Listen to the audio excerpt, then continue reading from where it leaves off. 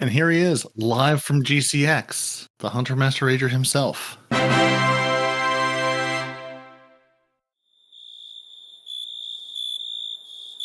Respawn, come in. I hear the coughing in the background. I know you're here. That's me. Oh, that's you? That was me, yeah. But no, it's close. I'm not in DCX. I'm in Charlotte International. But, you know, one's as good as another. So while you are at an airport, you are not actually on your way to GCX like every single other creator this weekend. So you are, in fact, leaving GCX. You're actually going farther away. No, I'm from coming GCX. home, which is closer to DCX, right? It's in Florida, right? Yeah. It is. I'm leaving the Carolinas because I did a 2-week job in 4 days. So they're like, all right, go home. I'm like, cool. So, yes, I'm going towards GCX. So it would be correct to say you are at an airport right now on your way towards GCX. That is an accurate statement. Just not actually going to GCX. I mean, the wife did want something to do Details. this weekend. Yeah. Is it at Disney? Because the wife wants to go to Disney. It's not at Disney, is it? It's over and done with now. Well, it's going on today, just not tomorrow. So Yeah, if you can get home quickly. He'll be late. I can. I'll be home in about an hour. Really?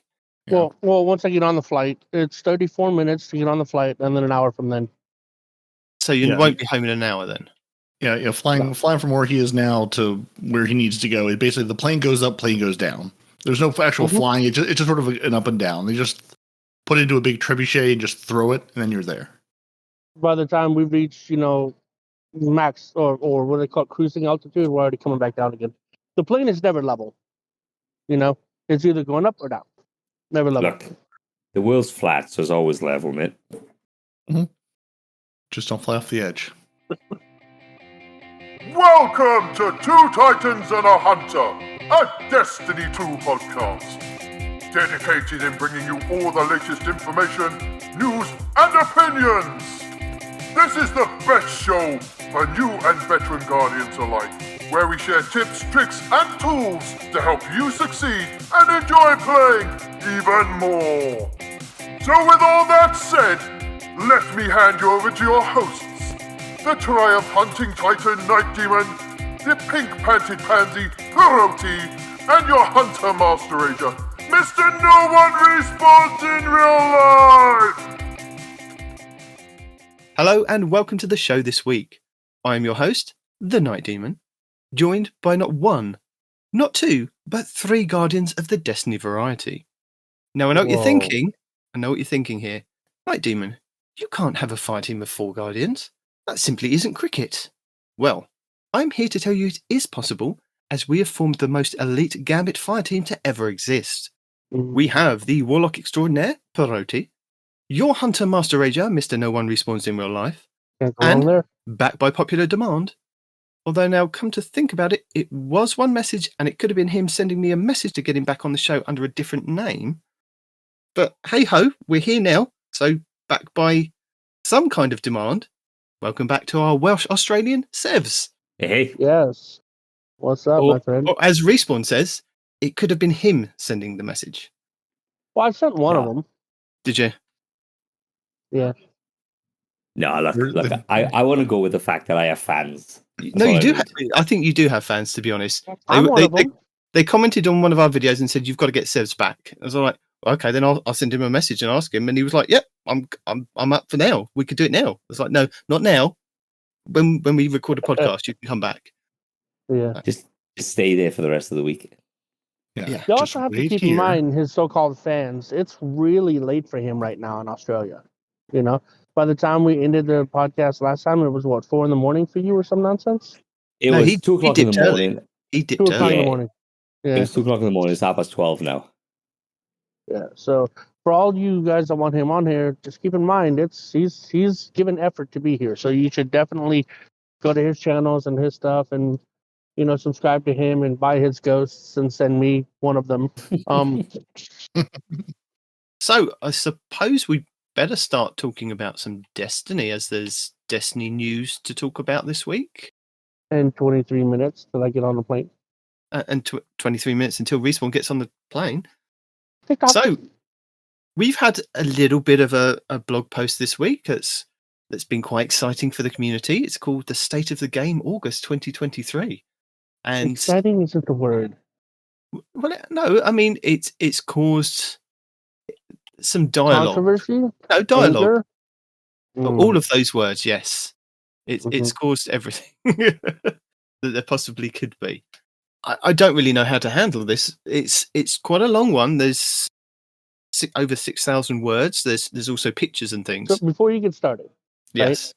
Before I get one started. of the guys in our chat said it can be best summarized as, "We hear you, but we don't care."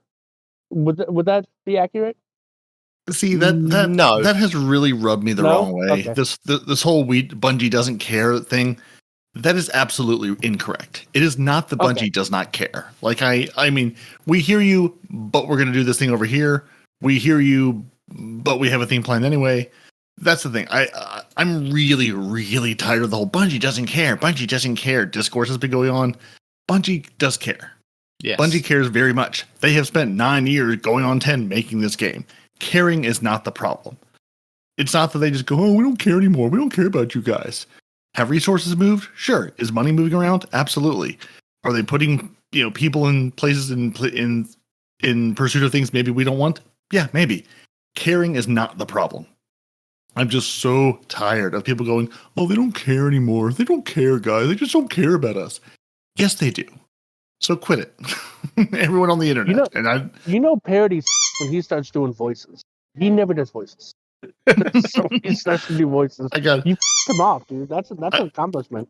I'm just so tired of like everyone's like, oh, Bungie doesn't care. They don't care, guys. They don't care. Like, really? If they didn't care, they'd stop making the game and go away. We're done. Or We're just taking our ball and concentrate on a going new home. one. Yeah, something like that. The new ones, I wouldn't even think about the new one. Like, that's not, I don't think that's even the case. But the issue they've got. I'm saying if they didn't care about us, they would just say, all right, if we don't care about you, we're shutting down Destiny servers and we're going to put all of our efforts into. Well, Marathon and the other two projects that they have under it, because there's still the Matter project that's going on that we don't know what it is. Just codename I Matter. thought that was Marathon. No. This is absolutely something different that they're working on. This is a totally different IP of what we don't know, because we've just heard Matter. Like there is more than there's obviously Destiny 2 and Marathon, but there is more they are working on as a game studio that we don't know what that is. And also Sony's stated goal when they bought Bungie was, you guys are running a live game. We as Sony don't have a live game. We want you to teach us how to make a live game. So there is some amount of resources, learning, teaching, something going on there, I'm sure as well, to say you're doing now granted, then that's probably more higher level folks, game director type people, not like developers going, here's how we built the live game. It's like, no, here's how we big picture created a live game and kept it going for nearly a decade. So like there's a lot going on, and it's this whole state of the game was a lot of Bungie saying, well, you guys basically assumed, given the state of the game, what's going on, and we're basically confirming that to you. I think it's just all the bad news up until the showcase in 17 days? Yeah. Yeah. I think that they needed 100%. to get something out to say, right, this is the situation as it is, as it stands, as it is going forward, until something happens or we can do something. This is how it is. Yeah. So yeah, I mean, Parody has gone through and taken the time to break it all down for us, and he's going to go through it individually. What I think probably the best idea is if Parody runs through it, save your ideas and thoughts for afterwards, and then we can run through and have a discussion and get our thoughts across and see if there's anything that we can kind of agree or disagree on. Yeah, so the first two things I just wanted to touch on before we get going, sort of to set the stage of this whole thing, was, as Sevs just said, and as we've talked about, and Dado made the point in his video, because I've also consumed everyone's takes and made a bunch of notes on what they were thinking, looking at.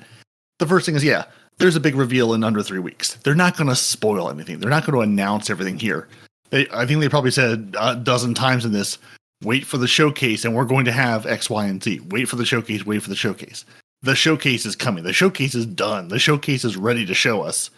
That's where the hype train's going to load. Whether this article was attempting to get us to queue up in the hype train station to board the hype train. Because if you have an incredible hype train, but nobody rides it, did it really happen? And the other piece of this is, like as Mylan Games pointed out, Joe presented this to us, but he did not pen this. He did not write this whole thing. He's like, this is credited to, quote, the Destiny 2 team. So a lot of people contributed to writing this article. And Mylan Games made the point, when you're the top guy, you can be honest and sort of take that ownership and go, listen, here's what we wanted to do. Here's what we tried. Yeah, maybe it fell flat. Yeah, maybe it sucked. Here's kind of what went well, what didn't. This is not that. As a lot of people said, this is couched in a lot of corporate speak of, we as Bungie are trying to do this. And when you're the top guy, you can kind of take that ownership and say, hey, here's what happened. When you're not the top guy, when you're someone on a team writing this, you're going to say, yeah, I'm going to be honest, but to a point. I'm going to kind of couch what I'm saying in, well, here's what we tried to do. And maybe, your manager looked it over and going, yeah, maybe we should take that bit out and say this instead. So I don't know if this is the, as much of a raw, honest state of the game as we've gotten in the past. So that's sort of like, that point was made over and over again by people, and reading over this, that's sort of what it feels like. So that being said, what is in this document? So the first thing they talked about was, addressing feedback. We're going to address some of it. Whether you like how we address it or not, we'll see. Ritual updates. The ritual playlist should feel consistently rewarding to play. Rewards should drop more frequently. So they go and they say, hey, and we did all these things. Hey, your ritual engrams. We gave you a way to get all these exotic engrams. We gave you a way to focus these engrams. And what's coming in Season 22 to make them more rewarding is basically you can stop playing the playlist you don't like. You can complete your 9 ritual challenges in any playlist. You can play all Crucible, all Gambit, all Vanguard, 2 out of 3, whatever you want. You no longer have to set foot in all 3 playlists. They're also going to increase the frequency of ritual engram drops after completing these activities, and making the loot pool focusable at the start of the season as opposed to waiting for next season to focus them. So if the Void Machine Gun in Gambit is super hot and that's the thing people want because it's the only Void Machine Gun you can get outside of a raid right now, then you can focus it this season with engrams. You don't have to wait till next season to start focusing it from the vendor. They're also bringing, the ritual weapons. Again, the Unending Tempest Stasis Machine Gun from Crucible, the Luna Regolith 3 Solar Sniper Rifle and Strikes, the Huazafin Void Machine Gun and Gambit, and the Cataphract GL3 Strand Grenade Launcher, and more. So those will be the weapons. So again, if that Stasis Submachine Gun or that Solar Sniper is really desirable, you can focus it in this season without waiting for next season. And they're bringing back, the fan favorites of the Trials Hand Cannon Igneous Hammer and the Warden's Law, which is also getting that heavy burst sub-family rework. Yeah. The true ritual weapons of old? Because the fact that you mentioned 4 different ones is like how it used to be. Like each one of the playlists would have their own ritual weapon. Think ritual weapons as we have them today.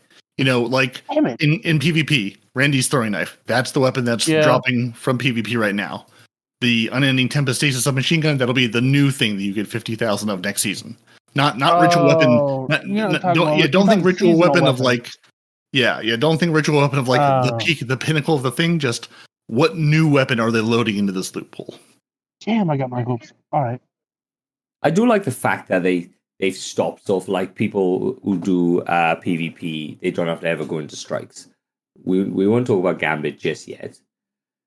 But I like the way they decided, all right, if anybody just wants to play PvP, you can just do all the 9 on PvP and then not worry about anything else. Yeah. They do talk about a lot about how the systems have improved and what they are doing to improve, how people engage with the game. So they are making a lot of improvements, but it is like a lot of improvements, but sort of meh. Yeah, exactly. So do we need Igneous Hammer back? Do we need these weapons back? Like, I'm all for like, excuse me, if you play PvP, you do. These are the weapons that are most commonly used in the fields that they're going to be using them. I guess except for the strand grenade launcher or whatever. Wait, is that the waveframe heavy? I don't know. They've just said it's a strand grenade launcher. That's what they've said about it. Okay, because the waveframe heavy strand grenade launcher is kind of amazing, right? And it's, first of all, it's the only waveframe heavy, right? And it also happens to be strand. So kind of Well, both. this one isn't in the game yet, so whatever one you're thinking of that you're playing with, it's not that one. No. Okay, never mind. But yes, carry on, Parody. PvP. How will it be more rewarding for us? All right. Well, they start off by saying, well, here's a bunch of things they did do, which, giving credit where it's due, they have, remembered PvP existed. The launch of the competitive division, new game modes, trials revamp, new comp and trials rewards, fire team, matchmaking. They say improvements, I'll say constant changes. The new rotator playlists, PvP specific weapon tuning, just the ability to do PvP versus PvE weapon tuning, great, and several quality of life improvements. So that's what they did. What do people want? New maps, obviously, evergreen, across the board, fewer cheaters, and an evolving meta that feels good to compete in. So 2 of those, new maps, fewer cheaters, that's a real easy goalpost to say, here's what we do. Evolving meta that feels good to compete in, that one's a lot squishier. How do we hit that? So these are the things that they've actually listed to say that they know that what the people want, and they actually said this in the blog post, that we hear you that you want new maps, you want fewer cheaters, and you want the ever-evolving meta to feel good. So they've actually acknowledged that in the document, haven't they? Yeah, and then, what's their plan to get us there? Well, of course, they're listening, and they're saying, yeah, here's what you want. Everyone wants more PvP content, with new maps being a top request. But then they immediately go on to say the studio is not set up overall to do PvP updates. Or I'm sorry, the studio is set up to do sort of PvP updates overall into various systems and things, but not exclusively new maps. Basically to do a new and reprise map, it's about the same amount of work, because it's just a lot of, even if they have an old map, they still have to do all the tweaking and changing to get it into the game. Thinking reprise map from D1, not reprise map that they took away from us in D2 and brought back. And they're saying, well, if we gave you maps, it would take away from the new story content, the exotic mission content, and the seasonal activities, which I've got thoughts on. And then later on, Bungie, they're going to do some changes of more PvP stuff coming up. Basically, they do a whole security piece about, hey, here's how we're combating cheaters, more sandbox changes, again, to make that, meta evolving and feel good to play in. And then they're going to talk about how the PvP sandbox, your gear and abilities are going to balance out. I just want to start by saying it's great that obviously there's no team making maps. There is no map team at Bungie. That's very clear from this. Also, there is no dedicated PvP team at Bungie, which we also learned, because they basically go on to say, oh, a bunch of people came together to be able to do these PvP changes that we have. So no one is dedicated. There is no PvP guy or PvP team. They were, though. It was, though. And they've been removed and chucked onto Marathon. Correct. Yeah, exactly. There was a team, now there is not. And I just want to say, I would happily sacrifice some new seasonal activity or new story content. We've got 4 seasons a year. If you took out the seasonal activity that gets boring halfway through the season for 1 or 2 of those seasons, could you maybe dedicate those resources to a new map? Even if we got 1 map a year at the expense of a seasonal activity or something, or a little bit of new story content you play once and never go back to, I'd be willing to make that change. But they've got here, so they've got, I'm looking at the actual state of game on the TWAB thing, and they got Checkmate, Relic, and all that sort of stuff. So they bring in game archetypes as such. But just don't bring in game archetypes. Just give us, like you said, give us a map per year. Once that map comes out, then the guys can go on to these game archetypes. Like if you had a map every new year and you just put 6 versus 6 on it, PvP guys would be happy because they seem to be given something. Well, you say that. I mean, True Vanguard has been going on about like the state of PvP for quite some time. And he was on the DCP podcast and he made his own video this week going over the kind of changes and his thoughts on it. And he doesn't like the fact that you get the different game modes. And I'm thinking to myself as a Destiny player, that's great because it's a new game mode in Crucible. So you are getting something. I know it's not a new map, but it is a game mode that is different from how you're playing the game now. And it will give people more incentive to go in and try it, and it may be the best thing that they've ever done, but you don't know until you get it.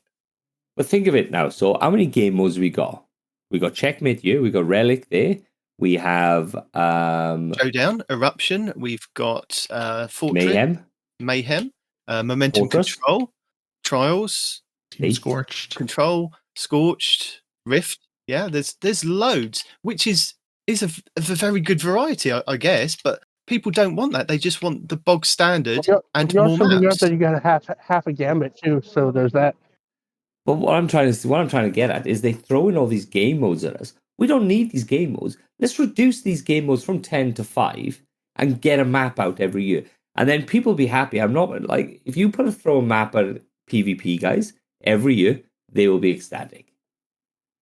Yeah, but the game modes already exist. They're not making more. They're already out. They are. The work is done. Yeah. So Respawn Airport Edition. I guess I should. I stopped, I guess, a little bit too early. So that we are getting in Season 22 a new map, Multiplex, which is a Vex Network themed map. A new game modifier, Checkmate, which basically is a gunplay focused game mode, which is basically going to be available in multiple modes that they'll go on to talk about. Relic, which is basically a new 6v6 party mode, and a new competitive Ascendant Division emblem, which they touch on and then never speak of again. So yeah, we are getting a new map. It's Vex themed. They basically say they're going to use the Mars color palette because it's sort of easy to lose yourself in the Vex world and lose, track of where you are. Checkmate is basically the primary weapon damage is tuned to feel different without being jarring. It's going to be, you're going to have player health increased and all ability cooldowns are going to be longer. Special ammo, they say, must be earned via gameplay and not dropped on death. With the result is, longer combat encounters, rewarding skill and consistency. And it's going to be available in Crucible Labs in 3 different flavors. So Checkmate is basically, it's a modifier. Like we have control, we have, and momentum control. So we're going to have Momentum Checkmate for 2 weeks. Not Momentum Checkmate. We're going to have Checkmate Control for 2 weeks, Checkmate Survival for 2 weeks, and Checkmate Rumble for 2 weeks. So basically, hey, people have been saying on the PvP side, we want a gunplay focused, not no abilities, but significantly less ability driven game mode. That's what Checkmate is. So you're going to be able to play that in Control, Survival, and Rumble 2 weeks from weeks 5 to 10 in the season. For that 6 weeks, 3 different flavors of it. And then Relic is that, though. Right, yeah, exactly. And so that's your competitive one. And then Relic is basically, you're going to load into a game, you're going to get kills with your regular loadout, and then you're going to be able to go to a Relic depot and pick up the Relic from the Vault of Glass, the Synaptic Spear from Season of the Risen, or the Scythe from Season of the Haunted, and use that in your PvP match. And that's to be available from weeks 1 to 4 in Crucible Labs, and then from week 11 to the end of the season. So yeah, 1 competitive mode and 1, party mode. See, what's the problem with that, Sevs? I mean, my take on it is that we're getting lots of Crucible stuff, obviously not the maps. So you as a I don't know, are you a PvP player or you just enjoy PvP every now and then? What's your kind of take on this? Because look, I'm a mixed. I play both, but I feel for PvP. When the issue we got with obviously PvP is the basis of the game is built in PvE, and everything is built around PvE.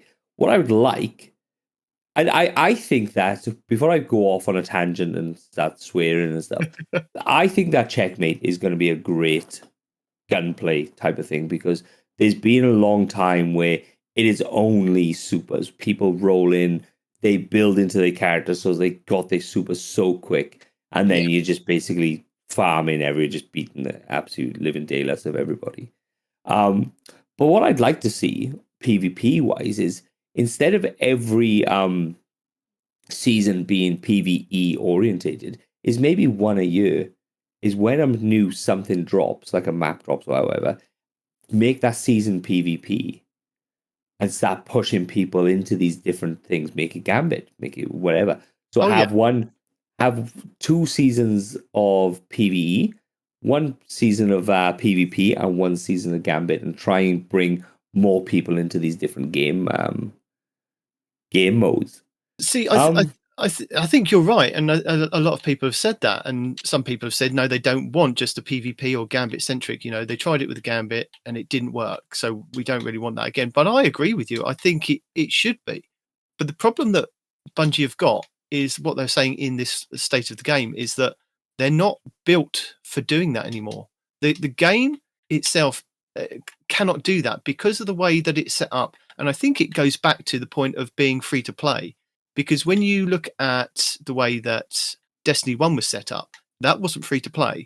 But we got like 7, 8, 5 new maps per kind of expansion or whatever the DLC was.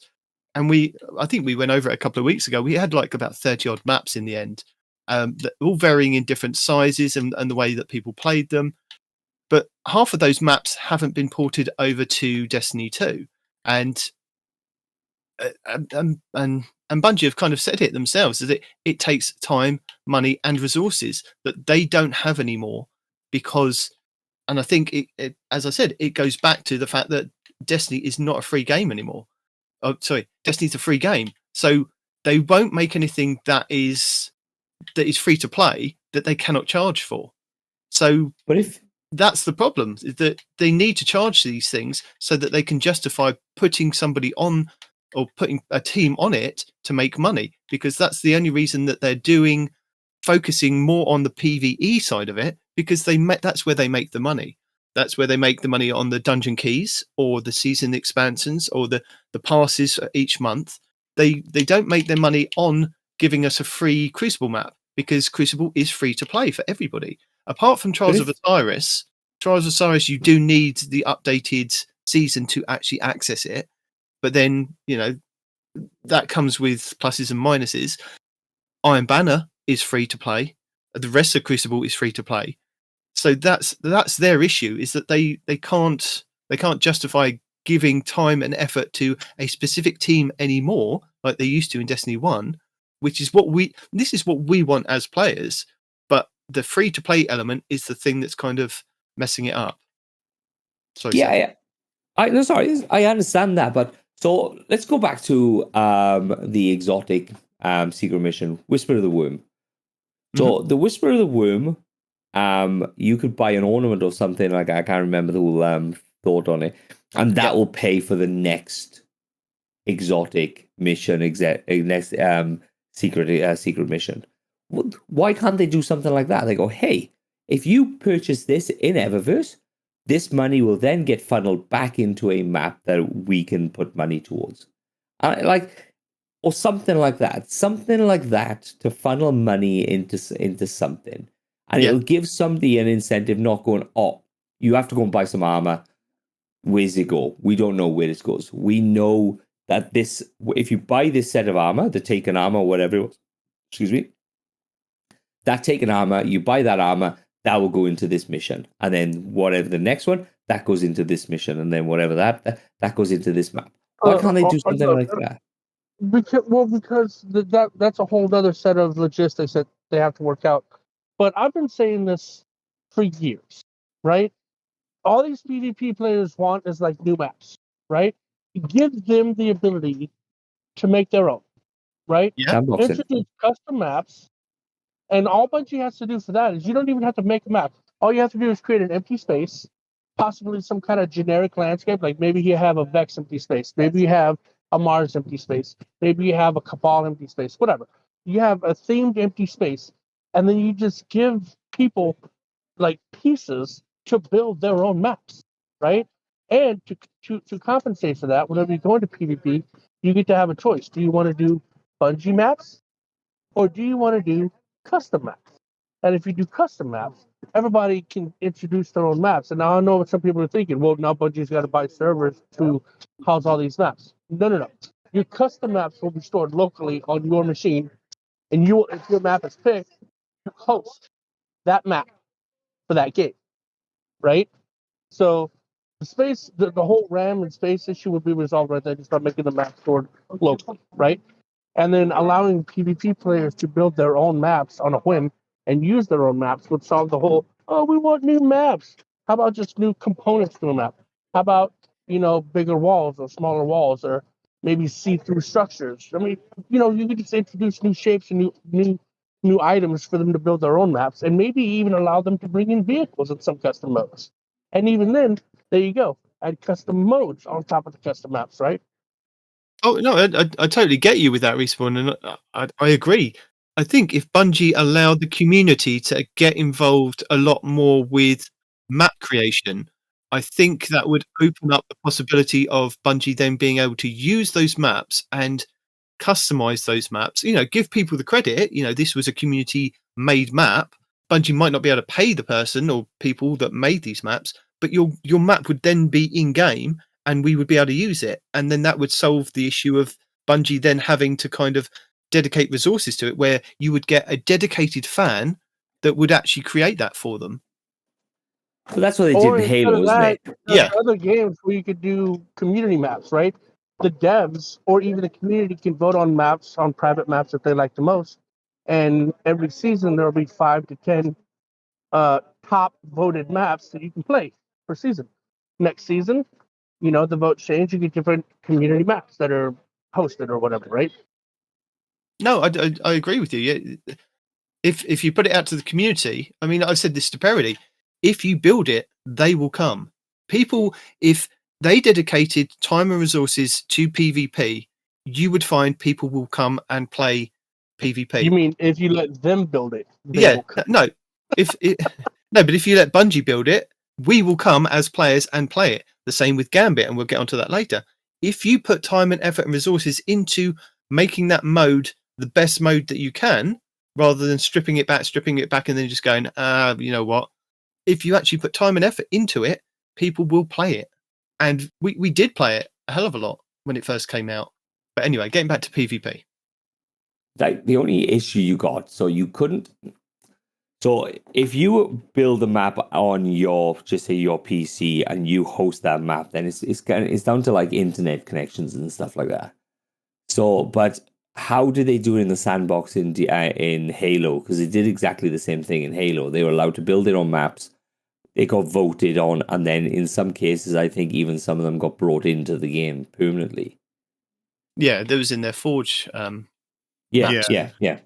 There was something you could do, and I can't remember exactly how it worked because I spent a lot of time playing, the silly maps people would make. It was some sort of like you load into Forge, you load into a thing, like you select a game type, and I think whoever sort of like was the host of your party of 8 or 10 of you, whatever, would pick one, and I think it would pull that map down, and then again, I assume store it on the server. I think there was some level of local download. Like you need to have a copy of something locally to play this. But I remember, I remember it being sort of like the host would sort of select the thing you're doing. It would go out, pull the map, dump it down to you, whatever it needed to give you locally on your machine, and then it would load you all into the map. Because it wasn't a long process, but I remember there being some kind of like download aspect of it. Of basically, go to the store, pull the thing. Okay, now you have a copy of the map.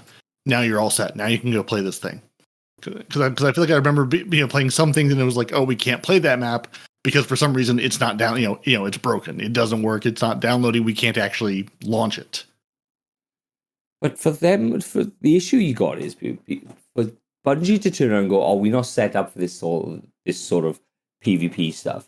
That's but that's why you just take the time instead of developing the time to make new maps, right? Take the time this season, for example, to put in the infrastructure. They have the map building tools already.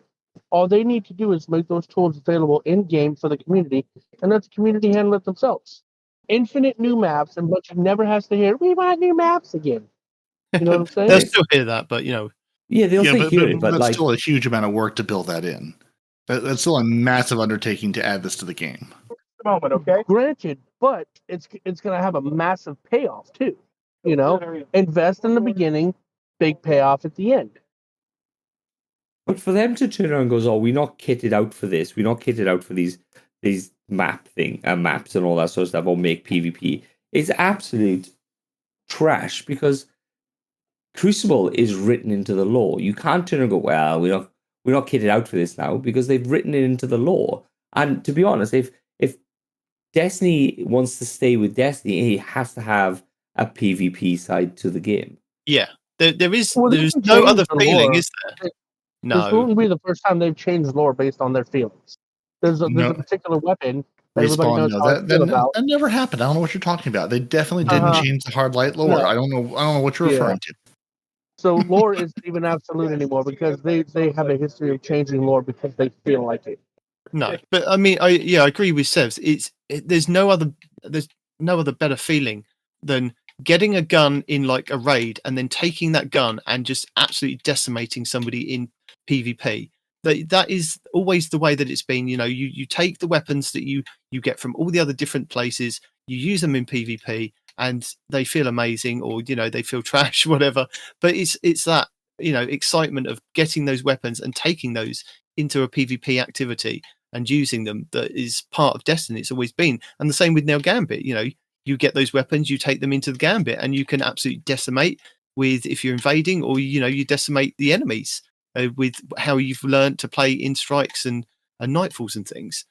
And I'll go back to what I said, Sevs. The problem is that where they've gone free to play with the game, that has taken away that team, because you can't have a team developing stuff for free in this kind of environment. They need to make the money. They need to carry on making the money, and the money maker is in the PvE side of it.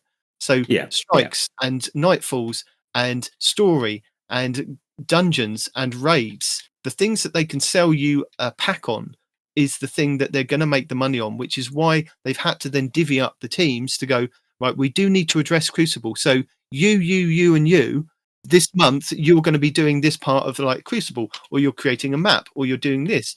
They could create it for free and then get paid on the back end. Like they introduced the ability to make custom maps, but you have to buy the game to get access to it, right? So make that a non-free feature. You see, they do the work up front. They might not get paid, up front like they would like to, but there's going to be a huge influx of people buying the game once they realize they can make their own maps. The thing and is, maybe even bring vehicles in. We can sit here and say this, and we can say, Bungie, we will pay for maps. We will, maybe limit Crucible. Maybe for new light players or players that are only free to play, they can only play in like the Relentless Crucible playlist, or the bog standard playlist with that has control in it. Free to play players cannot play Trials. They cannot play Iron Banner. They cannot play some of the fun game modes, or they can only play the fun game modes. So that justify the fact that they have to have a PvP team. We can say all of these things and say, this would make the game better, this would do. But Bungie are telling us in this state of the game is that, yes, they would like that, but they can't do that. This is the way that the teams are set up now. So they're just being honest with us. Which honestly, I hear what you're saying, but they just got like what, $3 billion from Sony or something. I could be wrong, but it's some arbitrary amount of money from Sony. We can say this. Oh, you've got all this money. Why are you not putting it into Destiny? I'm just saying, let us have.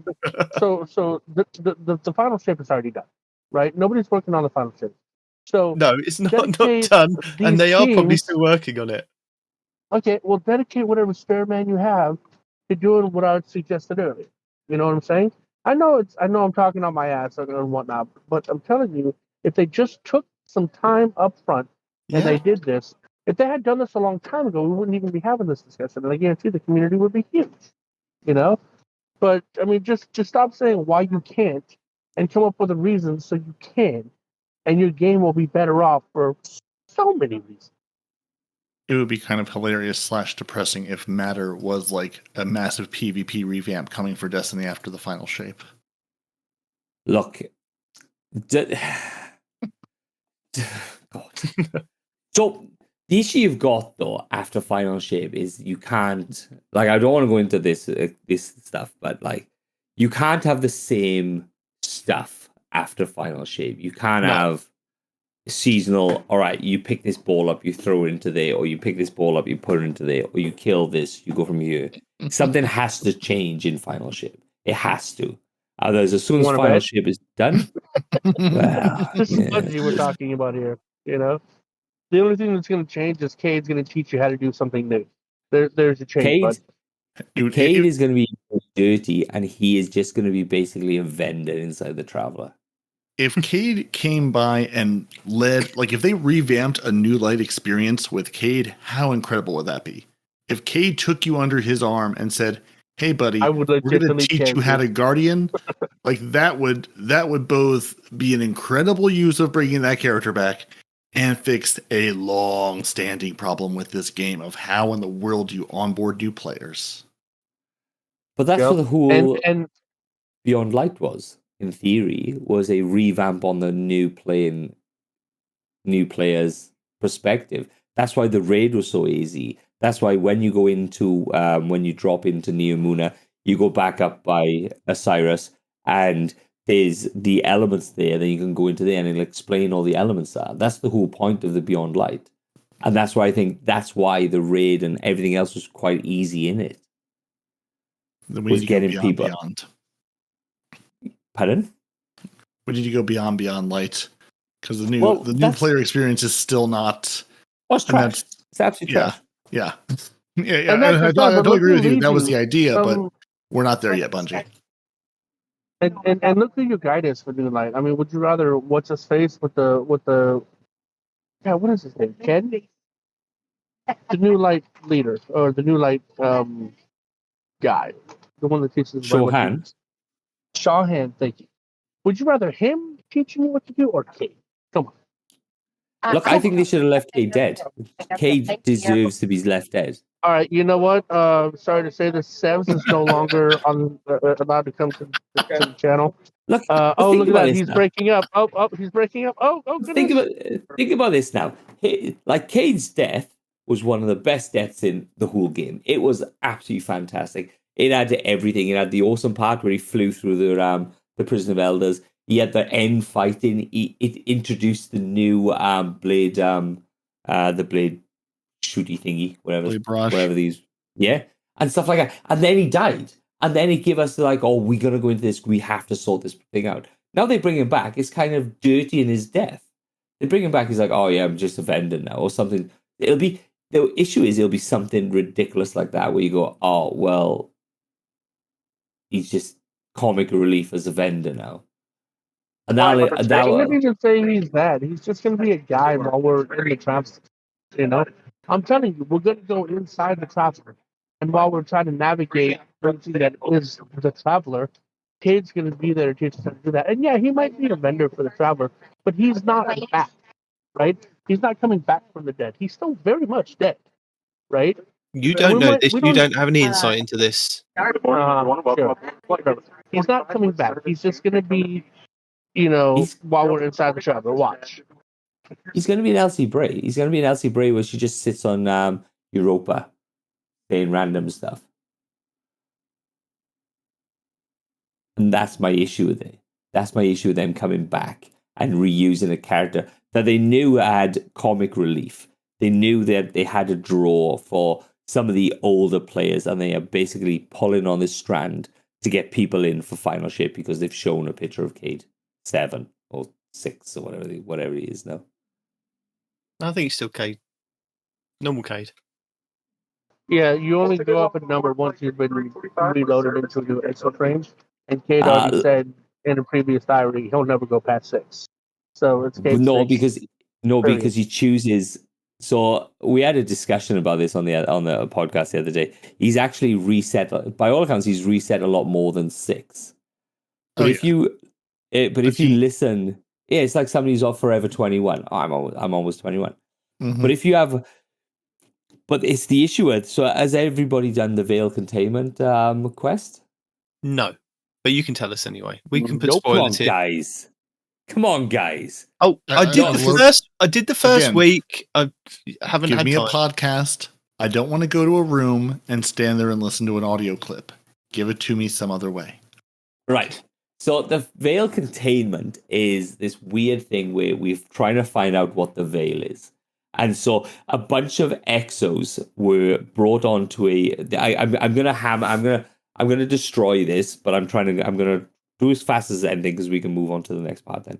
So the Veil Containment, and they find out what is the Veil, basically. So they contain the Veil, and the exos are finding that they're becoming brain dead within the proximity of the Veil. And that's why And I can't go do it. It could be the fact that the exos are basically made up of clarity, which is something that Clovis Bray got hold of, and then the Vex technology, which is radiolarian. And so that could be drawing the consciousness out into the veil. So it comes back to, could it possibly have every other consciousness of everyone who is possibly with clarity or possibly with radiolarian inside the veil? So the veil's just the metaverse. Possibly, like it's a look. I'm gonna go into more detail. I'm actually gonna go. Because I've skimmed on it. We had this massive argument on Thursday about it on my podcast, which kind of got heated. What is it called? So people can find it. Yeah, but if go and do it. Go and do it. Listen to it. It's fantastic. It's some of the great stuff because it's going back into Lakshmi 2 and all that sort of stuff. So Lakshmi 2, you remember when there was those riots and the Vex took over the tower, that she went in there and she started using a machine to go back in time and all that sort of stuff and to break into certain things. But this is how the machine was, in theory, born through this veil containment stuff. And if you're going, what veil containment? Neomuna, bottom left corner. Yeah. The place where there's nothing else you never think to look. Go there. It'll load you into a room. Walk up to one of the machines. There'll be a play button. It's just audio. There's no mission. There's no fighting. It's go there and listen to the podcast in the game. Yeah, it's awesome. It's very cool. Although I did hear this week that you can just go there the once and keep clicking the same button to hear all the story, so you don't have to keep going back and forth. Yep. Now that it's all there, you can just stand there, listen to it all, and then that's it. I think you can actually still replay it. I think you can leave and come back and replay it as well. So if you miss something, you can go in back and redo it. There you go. Cool. Yeah. It's very, very cool. Very, very cool.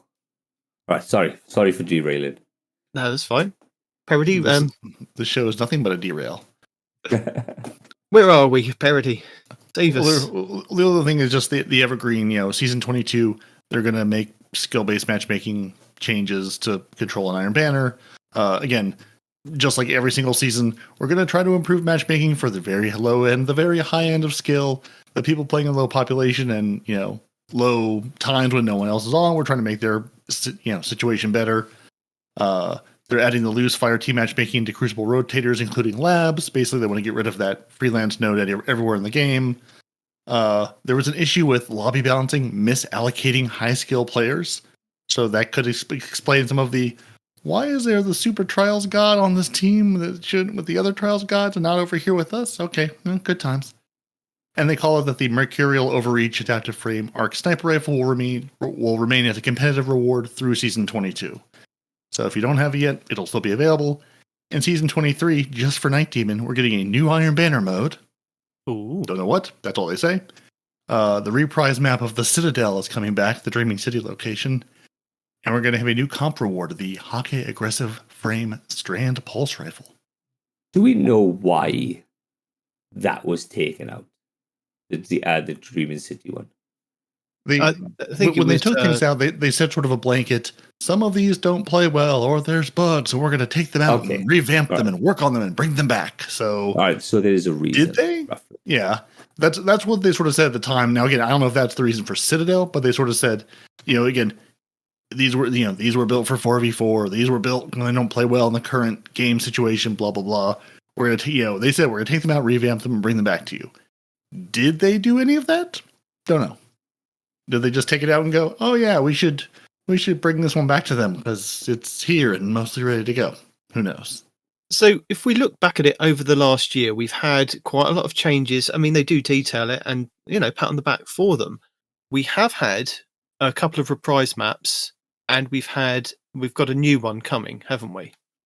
So they have been putting maps into the game, not necessarily 100%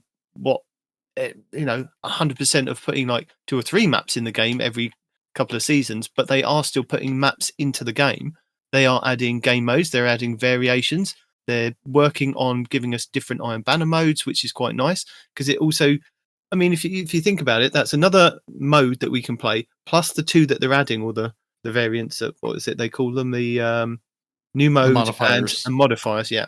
Yeah, So the checkmate modifiers. Modifiers, modes, it's a different way to play PvP, and they've added maps, and they've done balancing. They're constantly telling us that they're doing balancing and trying out different things. So they are still doing PvP stuff, just not to the extent that we want them to do it because of the amount of time and effort that they have to put in. Yeah, it's sort of what they said. We have people working on the big overarching PvP systems, but not building maps. So yeah. I mean, to your point, I did go back and look at when because we have gotten some Disjunction came to us, which despite what you feel about Disjunction, Season of the Haunted, Season 17, we got Cathedral of Dusk back, the on the Dreadnought on Saturn, and Season of the Plunder, Season 18. But before that, Season 10 was the last time we had new maps. We had a 7-season gap, almost 950 days. And that's when we got Cauldron, Exodus Blue, and Anomaly, way back in Season of the Worthy, Season 10. So there was a big, long, 2.5 year, nearly 3 year break before we got anything new or a reprise map. So yeah, they have picked that back up again. So yeah, credit where it's due. It would have been nice to have something in that 7-season gap to, the bleeding a little bit, but give credit where it's due. They are moving ever so slowly in the right direction. Yeah. It's not like they've stopped completely and stripped it back and just gone, you know what, if you want to play it, you can play it. If you don't. It is still there, and it is still being treated as part of the core game, which is, how it should be. Just we want more, but we're not going to get more at the moment. And now for everyone's favorite part of the game, Vanguard. Hey guys, it's in a solid place with a healthy population. Who knew? In Season 22, we're going to get Vanguard medals coming to both Vanguard Ops and Nightfalls. Basically, it's the same thing as Guardian games, except you're not going to have to finish anybody. And they've, spiced up the medals a little bit. They'll be sort of based on what the active modifiers and surges are. They're going to add more medals in Season 23. So again, if you play Guardian games, you do things, you get medals, it'll give you more points. The entire point of this is help you get a higher score quicker, so you don't have to grind out strikes and nightfalls quite so much. But they don't want to feel like you have to compromise. Like Dado made the point, as many others did. You play Guardian games, you had to, hold on, I have to emote and do this finisher to get the most points on every champion and every yellow bar. That's part of why they took finishers medals out of this. It'll still be in Guardian games, but if you're just playing, they want you to play the game and get medals to boost your score up, not let me spec into this particular thing and do the sort of play the game how it wants me to play it. I can go play and earn medals and have a good time with it. That's the goal. They go on to say just sort of about their investment of time and resources. Basically, we recently focused a lot of the team's resources on more varied and frequent season activities, such as Battlegrounds. They can make their way basically into their Vanguard pipeline. While this can come at the cost of other content of the year, maps, we think this exchange has been well worth the extra investment for the overall health of our playlists, or playlist singular, it feels like. As a result, we'll have additional Battlegrounds coming to Nightfalls and GMs in Season 22 and 23. Basically, what they're saying is, we have a plan. It's the seasonal activity to Grandmaster pipeline. We create a new seasonal activity. It goes into Vanguard Ops. It goes into Nightfall. It becomes a Grandmaster. That's sort of the pipeline. To Night Demon's point, that's the paid content. The seasonal activity is the paid part of the game. Once you pay for it, once it's in the game, then they can improve it and then reuse it into Vanguard, into Nightfalls, into GMs, and sort of add that to the loot pool. So, just like we want them to add maps and modifiers to Crucible, this is sort of their long-term plan for giving us more strikes, Nightfalls, GMs. And that's Vanguard. Yeah. Does any of that excite you? Does anybody want to ever step foot in that playlist again? I don't think Battlegrounds should be in there. I think they should be a seasonal activity that gets taken out. Nobody asked for Battlegrounds in there because they are long and they're a pain in the ass. But they do add to the playlist. I think that's the good thing, isn't it? That they do add to the playlist rather than just being the 7 or 8, 9 strikes that we had. We're now getting more variety with loading in. I mean, this week I was desperate to try and get footage of the PsyOps Battlegrounds moon do you think I could get it? I got every other Psyops Battleground, but I couldn't get the Psyops Battleground Moon in the playlist. It would just give me, we would go round and round in circles doing all the other different like strikes and battlegrounds, which is good because I didn't see like that many of the same thing. It just like was really hard to get to. So I see where they're coming from, that they're adding all these fantastic things into those playlists. But then I think it was DCP that pointed out that when you're a new light or you're starting a new character, you're kind of put into those playlists. You don't really get a choice of going to Gambit or PvP until you're kind of a bit further into the game. And there's a lot more emphasis on going into the strikes to get more rewards than there is, and the same with Nightfalls, than there is other places. So of course you're going to see a lot more higher uptake of people playing in those game modes, which again, I'm not sure goes well with their like statistics of, if you're telling people they've got new people to go in there or there's more rewards in there, of course you're going to see more people in there. I mean, Respawn spends quite a lot of time in there farming, the Nightfalls to get his golf balls, to get his weapons. And the same with other people. They go in there for those things. So obviously there's going to be more players playing in those playlists. If you put the same kind of effort and rewards into Gambit and PvP, I think you would see a different kind of perspective on how the game plays out. But as we said, if you build it, they will come. If you put the rewards in those places, people will go to those places and play those places. Not force people into those playlists to go, oh, if you do this, you get a pinnacle. Put more emphasis onto, if you get a team wipe in Gambit, you have a chance to get a golf ball or a prism or something. Just something that is more rewarding to, you get like 50 kills or 60 kills, 75 kills in one Gambit match. You get a chance to get a golf ball at the end. It would give more people an incentive to go in there and enjoy it and go, right, if I spec into this build, I can go in there and I can do this and I could possibly get a golf ball for my achievements. The thing is that it's not there, so people aren't going to play it. So where are they going to go and play? The places that you've got all the rewards in. Yeah, look, I don't like how they always what was the little well, they come at a cost of other content in the given year. So they're also recently focused on other teams and stuff like that. It's as if they've turned and like mitigating issues because they're like, oh well, we're actually focusing on something else, but we haven't got enough people to focus on this. Where like it got pointed out that they received $3 billion. Are they spreading themselves thin now for Matter and Marathon? Possibly. Like it feels like every verse in this is like, oh, we didn't want to give them that because we didn't want to take away from everything else. But even Grandmasters, how many times can you do a Grandmaster? You're only like even the storage capabilities of Grandmasters. So just talk about golf balls. After 10, Grandmasters for adepts too. Don't forget that. It's not just the resources; it's the adept weapons too. The adept weapons are useless. They're trash. I will slap the spit out your mouth. They're not all trash. I mean, so I'll give 2 of them a good. But that's your opinion. Other people might find them, the best thing since sliced bread. Yeah, true. But like it's all player. Like for them, it's back to a what makes an adept weapon adept. Oh, it's got all the extra perks. But I play a completely different way to what you guys play.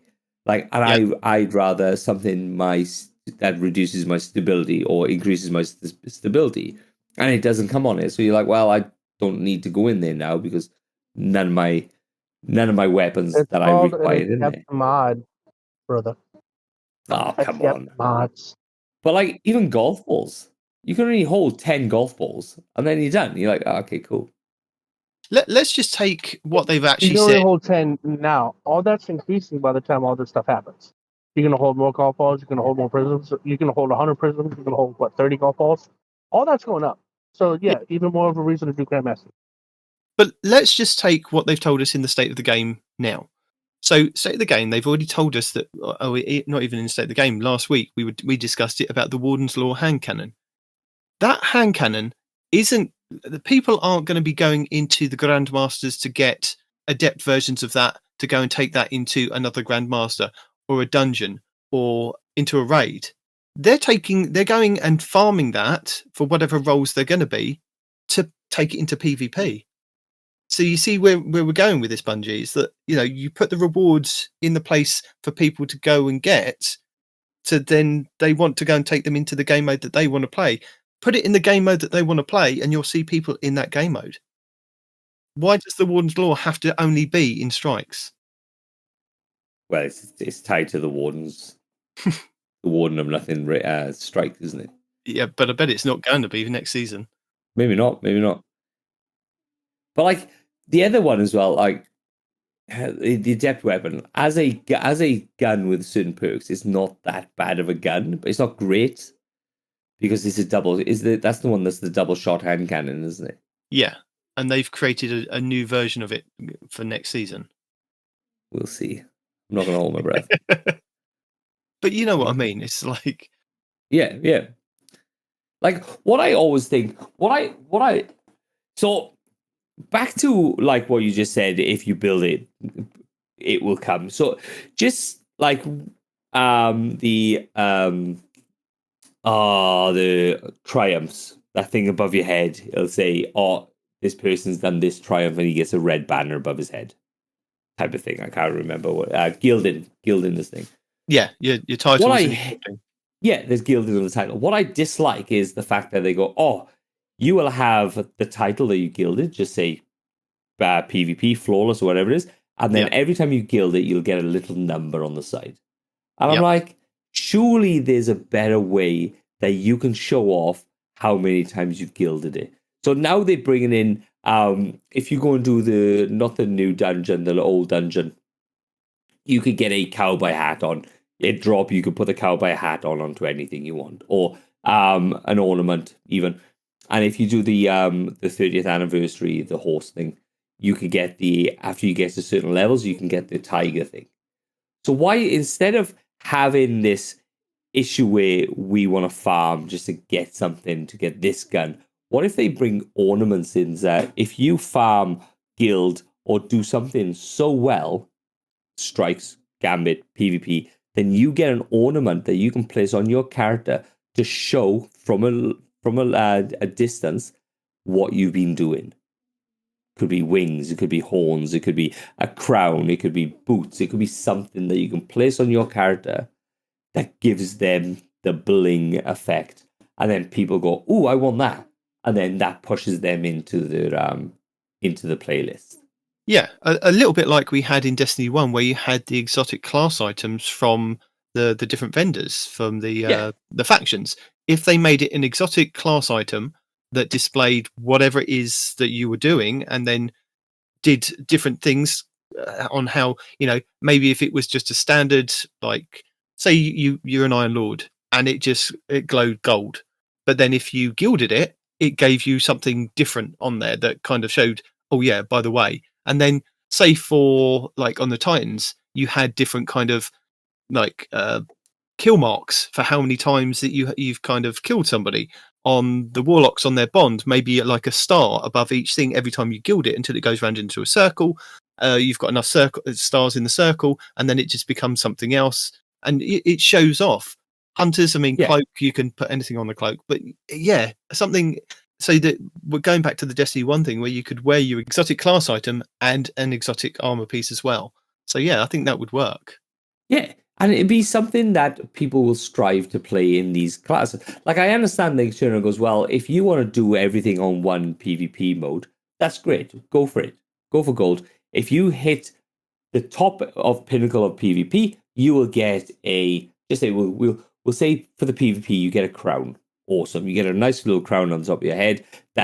So remember when you used to do the Nightfalls and you used to get 100,000 in the Nightfalls and you had that crown on the top of your head? Yep. So the blue fire. Mm-hmm. The blue fire thing. So you go and do that, you do all your PvP, you get really good at it, and then you get this nice little crown on your head. And people are like, that is very, very cool. I'm going to try and do PvP. Then a guy does strikes. and then he's in strikes, and then he gets like the outline of horns on his head, and the more and he does it so just a certain number, it gets gilded, the horns go bigger, or whatever it is. Like if you get an incentive to bling your character out, and I'm not being funny, everyone will go that route of trying to play this game to get this bling. Oh yeah, I mean, Destiny is a fashion game. We know that. It all Yeah, we're boils here for down the to dress fashion. for me. Yeah. Yeah. There are issues with the fact that there's so many Eververse kind of things that we can buy or stuff in the season pass, and then Bungie are saying we can't do this with armor that we're kind of putting into the game because of X, Y, and Z. And you're like, well, we can see why. But yeah, like and then for them to put stuff like it's later on. I won't come on in now. We'll get into the armor later on because that's a sore point, to be honest. That it is. And speaking of sore points, hey guys, they said it. They said the thing. Unfortunately, it's all bad news after that. Gambit. They said the words. They wrote those letters in that order in a note from Bungie. Unfortunately, it's all bad news from here. So they say, well, Gambit really hasn't been touched or thought about or really acknowledged since the revamp in Witch Queen back in February of 2022. And at that point, we made significant changes across 5 categories: the core activity fundamentals, the primeval tuning, invasions, ammo economy, and rewards. But it was not enough to move player engagement, guys. It wasn't enough. So what did they do? Oh, well, I went back to Destiny 2 update 4.001 back in February going, so what are all these great changes you made? Well, they gave us a freelance node. They took Shriekers away. The Shriekers are back now. They updated the combatant variants. They made the medium blocker harder to kill. They gave the large blocker knight a stasis attack. The bank locked now, your bank locked status now shows whether you're looking at it or not. They showed you the rules of Gambit and how to play Gambit on the screen.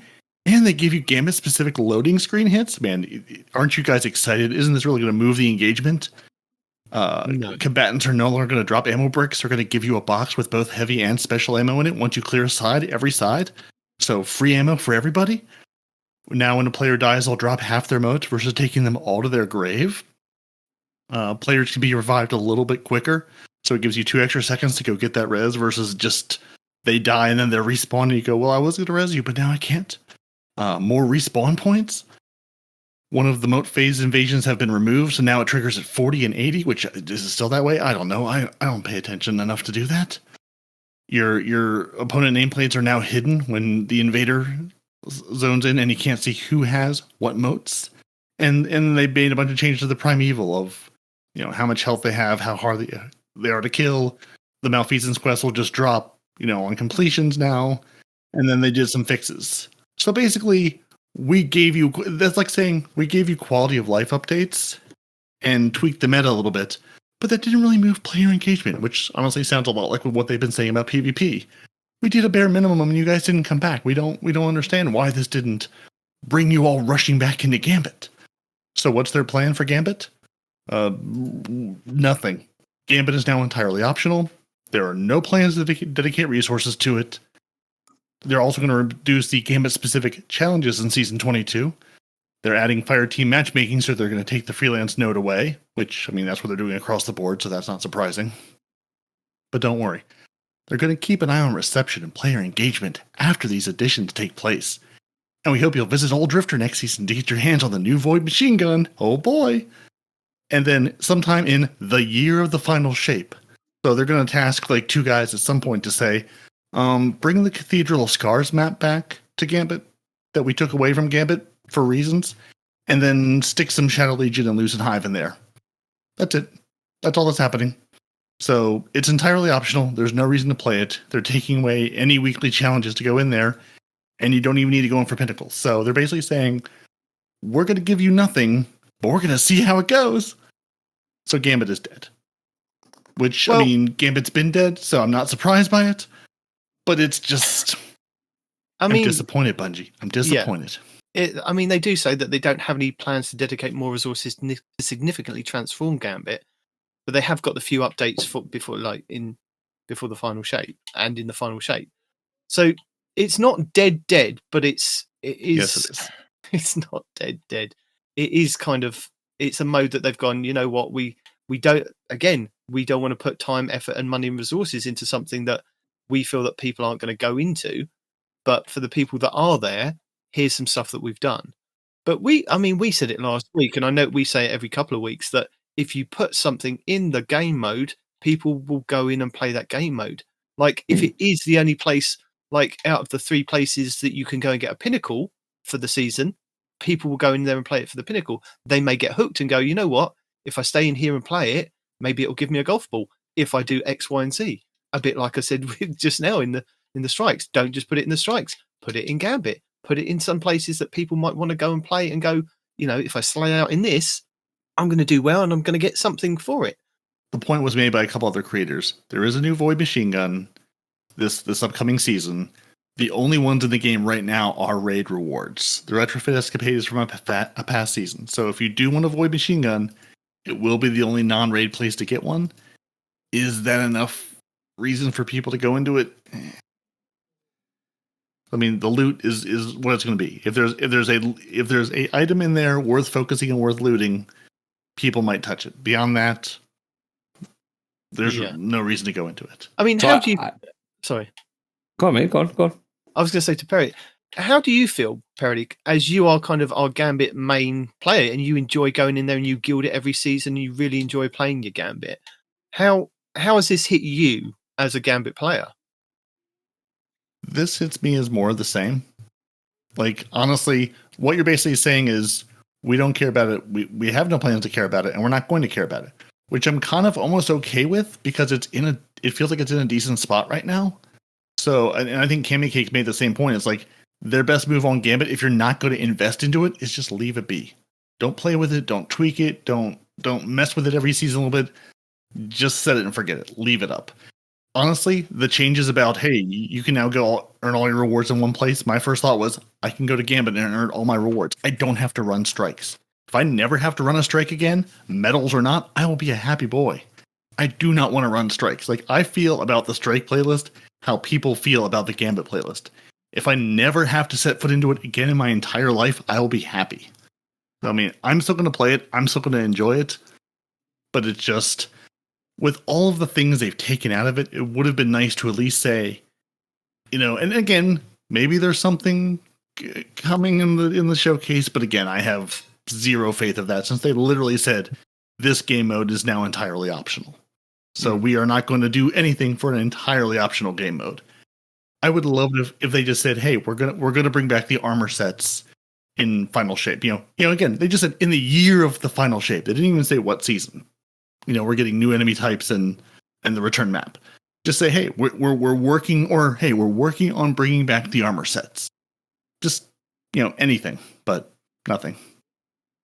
So, you know, in the helm, you can listen sometimes to that little radio on the left-hand side and things. Mm-hmm. So they have started to, lore-wise, have Drifter speak out of that radio every now and then. And so I reckon they're actually leading up to possibly remove Drifter completely or get him to choose something. Because the lore-wise is saying he's got a big choice, and that's what he keeps repeating. He goes, I've got a big choice to make. Because obviously Gambit was given to, so the derelict was given to Drifter by the 9. Yeah. They come in, they put a big thing on the back, cool, make Gambit. So it could be the way that they write in the lore now is that Drifter could have a big choice. Whether it's to do with the 9, I'm not too sure. But they could turn around and go, well, the Drifter's out now, so Gambit is kind of out as well. Whether they remove it completely, but whether they just take the vendor away as such. The only thing that I saw that really hit me, Josh Hunt on Mastodon said a couple of things that really hit me about Gambit hard. The first one being that Gambit is basically the Mac Pro of Destiny. They neglect it. They say it's not worth spending time or money on. Nobody wants it, but they'll do it sort of because they have to. which is sort of how Apple's treated the Mac Pro, which I just thought was an apt comparison. There's a couple of people who really love it, really want it, but for the most part, people go, we don't want this. And then a reminder that I had forgotten, Gambit started its life out as a trials equivalent for PvE, this twitchable ritual activity to bring in audiences. Bungie literally toured the world hosting Gambit pre-release previews and eventually a UK tournament. Well, at this point, obviously, GMs and other Dungeons and things have sort of filled that niche. It's like how far Gambit has fallen from, hey, we're going to have a big, huge tour and have a tournament around this too. It's now literally optional. Yeah. It's just interesting because I had forgotten that's how Gambit started its life is, hey, here's the big new PvE thing. And now it's like, it's still a thing, I guess. You could do it if you want to. But that's the shame, isn't it, to be honest? I mean, the amount of stuff that's been taken out of that game mode, we had, like you said, it was the competitive kind of PvE mode with a slice of PvP, and we had the Gambit Prime, which was the ultra mode where you had to go in and get armors to build into it, and they really leaned into that whole fact of going down the route of like we had with the Division, where you had to wear a set of armor to complete a role, and you would be that role. If you were the person that was defending the bank, you were that person and you stayed there and you defended the bank. If you were the moat collector, you collected the moats. If you were the person that did all the kills, you did all the kills, and the same with the invader. And the sets really leaned into that, and it really made it fun. And I think when they decided they were going to take that out, that kind of didn't help Gambit in any way, because they were saying that they took it out because it was splitting the player base, because people didn't want to play Gambit Prime because it was too sweaty. But then that was the idea, Then after we had all the kind of removal, then they went down the route of, if we put in a solo playlist and just people, a solo node, people can go in and play solo. If they'd have done that with Gambit Prime, you may have found that there have been more people playing Gambit Prime as solo players and building into those roles. It wouldn't, maybe if they'd have built into it that you couldn't select the same role as somebody else. So if somebody else was an invader, you had to be like the moat collector, or you had to be something else. There must have been a way that they could have done that, but and then the Reckoning was that extra part of it, the extra part of PvE that you went in and you got all the armor to drop, which was also a really good thing. And they could have rotated the weapons that are in that and kept that in and really leaned into it, making slight adjustments here and there, like they've done with like the strikes. And I feel that when they started taking things away like that were part of the Gambit mode, and you see the poor director now with just that one node with the single player part on it, which is now going away. It's all going to be integrated into one, like the Crucible. It's like, I really feel for people that I used to love playing the Reckoning to go and see if I could go and get those weapons, and playing Gambit Prime and going, I'm going to be the person that's going to go in there with my risk runner. I'm going to shoulder charge everything, and then if I run out of shoulder charge, I'm going to risk run everything because they're hitting me with arc, and I just want to take everything down and destroy everything. I'll leave the invading and the invader up to the other people, but I'm going to be doing this. And that was enjoyable, that they kind of took that out of the game and just let it be the Gambit that it is now. I mean, the Gambit that it is now, they could have changed it to what it is now. They could have changed it because originally it was 3 different waves, wasn't it? You went back and forward, which made it quite a long game mode. If they'd have honed it down to what it is now, like a baby version of Prime, to get people interested in playing Prime and then put rewards in Prime, I think people would have played it a lot more and stuck with it. It's just, it's sad that it's in the game, but it's not in the game now. Yeah, it's because when Gambit came out, loved it, absolutely fantastic. I was in there all the time, and then Gambit Prime come in, and then there was that weird lull of where they were changing Gambit Prime, and then people were figuring out I could melt this boss very, very quickly, and then it was no fun anymore, and all that sort of stuff. So you're like, they could have just rolled it back slightly and just made it a little bit more like the Reckoning, get the Reckoning in there. So for that dedicated job as such in Gambit would have been much better. Parody? I have before as we're gonna lay Gambit to rest. I just have one. I don't know. I was just debating doing this now or at the end of the show. Of just might as well do it now and put Gambit to bed. Here's my little moan. Here's my little Gambit rant, which has been tempered by reading this a few times and cooling off a little bit. Because again, I wasn't so much mad as disappointed.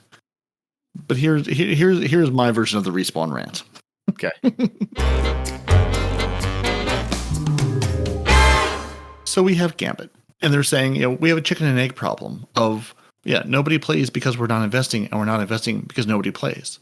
Well, we gave you a sandbox update like a year and a half ago and some weapon tuning, and that wasn't enough. We only removed Gambit Prime and Reckoning and the armor sets in any identity that game mode had.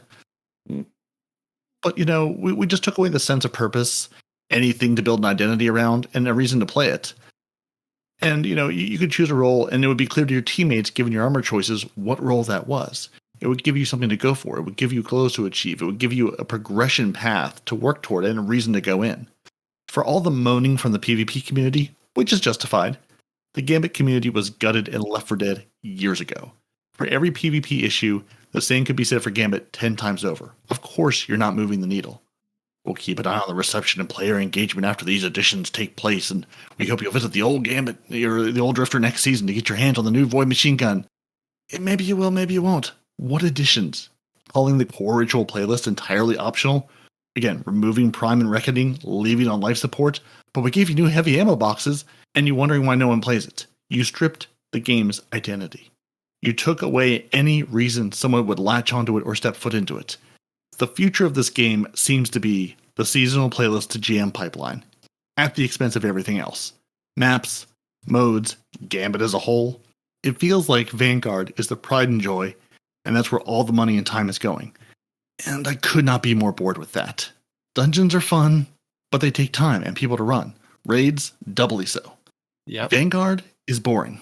Nightfall's Vanguard Ops could not be more dull. GMs, again, same problem as raids and dungeons. Time and people to run them. If Gambit is dead and PvP is on life support, what is Destiny 2? I really wanted to feel like there was a future beyond the 10-year plan, and I think they'll right the ship and they'll figure out how to scale the game down into something manageable for them, which I still don't think they've done, but I don't know if that's the game I want to play. What made Destiny 2 special and continues to make Destiny 2 special was a mix of activities and experiences. Going into a game mode, grabbing a weapon, bringing it into PvP, bringing it into a place I want to use it. And if it's going to become strikes, nightfalls, dungeons, raids, repeat, what's special about that and why would I care? What am I grinding for if it's just to take the loot back into the same activity where I just got the loot? What is the point? No, I totally agree with you. It's that's what makes Destiny Destiny. It started off in Destiny 1 with PvP and PvE. We then expanded into Gambit in Destiny 2, which gave us another pillar, which gave a different avenue for the PvE players to play in and not have to go into PvP, but do something that was more kind of end game. And if you take away, or you strip down the PvP and you strip down the PvE/EP, whatever it is, the Gambit, then you have a game that is already out there. You have games that are built on just doing dungeons and raids and getting loot and making yourself look pretty and then just repeating that over and over and over again.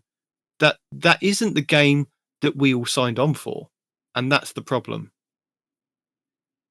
The issue you got as well is Fortnite has brought out a Gambit mode in Fortnite. And by all accounts, it's better than Destiny's Gambit mode. See, I joked with Parody the other week. I sent him a TikTok that said, Gambit have come out with a new map. Unfortunately, it's over in Fortnite. And it's like... Yeah. That's the annoying part where Fortnite goes, oh yeah, we'll have a go there. And then they make it better than the original. You're like, well, Why can't the people who made up this game mode just put a tiny little bit of effort in? And it's back to it speaks volumes, doesn't it? That a game mode that Bungie say is dying is being taken by another developer and gone, you know what? That is a good game mode. We will make that game mode and look at the people play. Look at the rewards that we put into that. Look at the time and effort that we've put into that.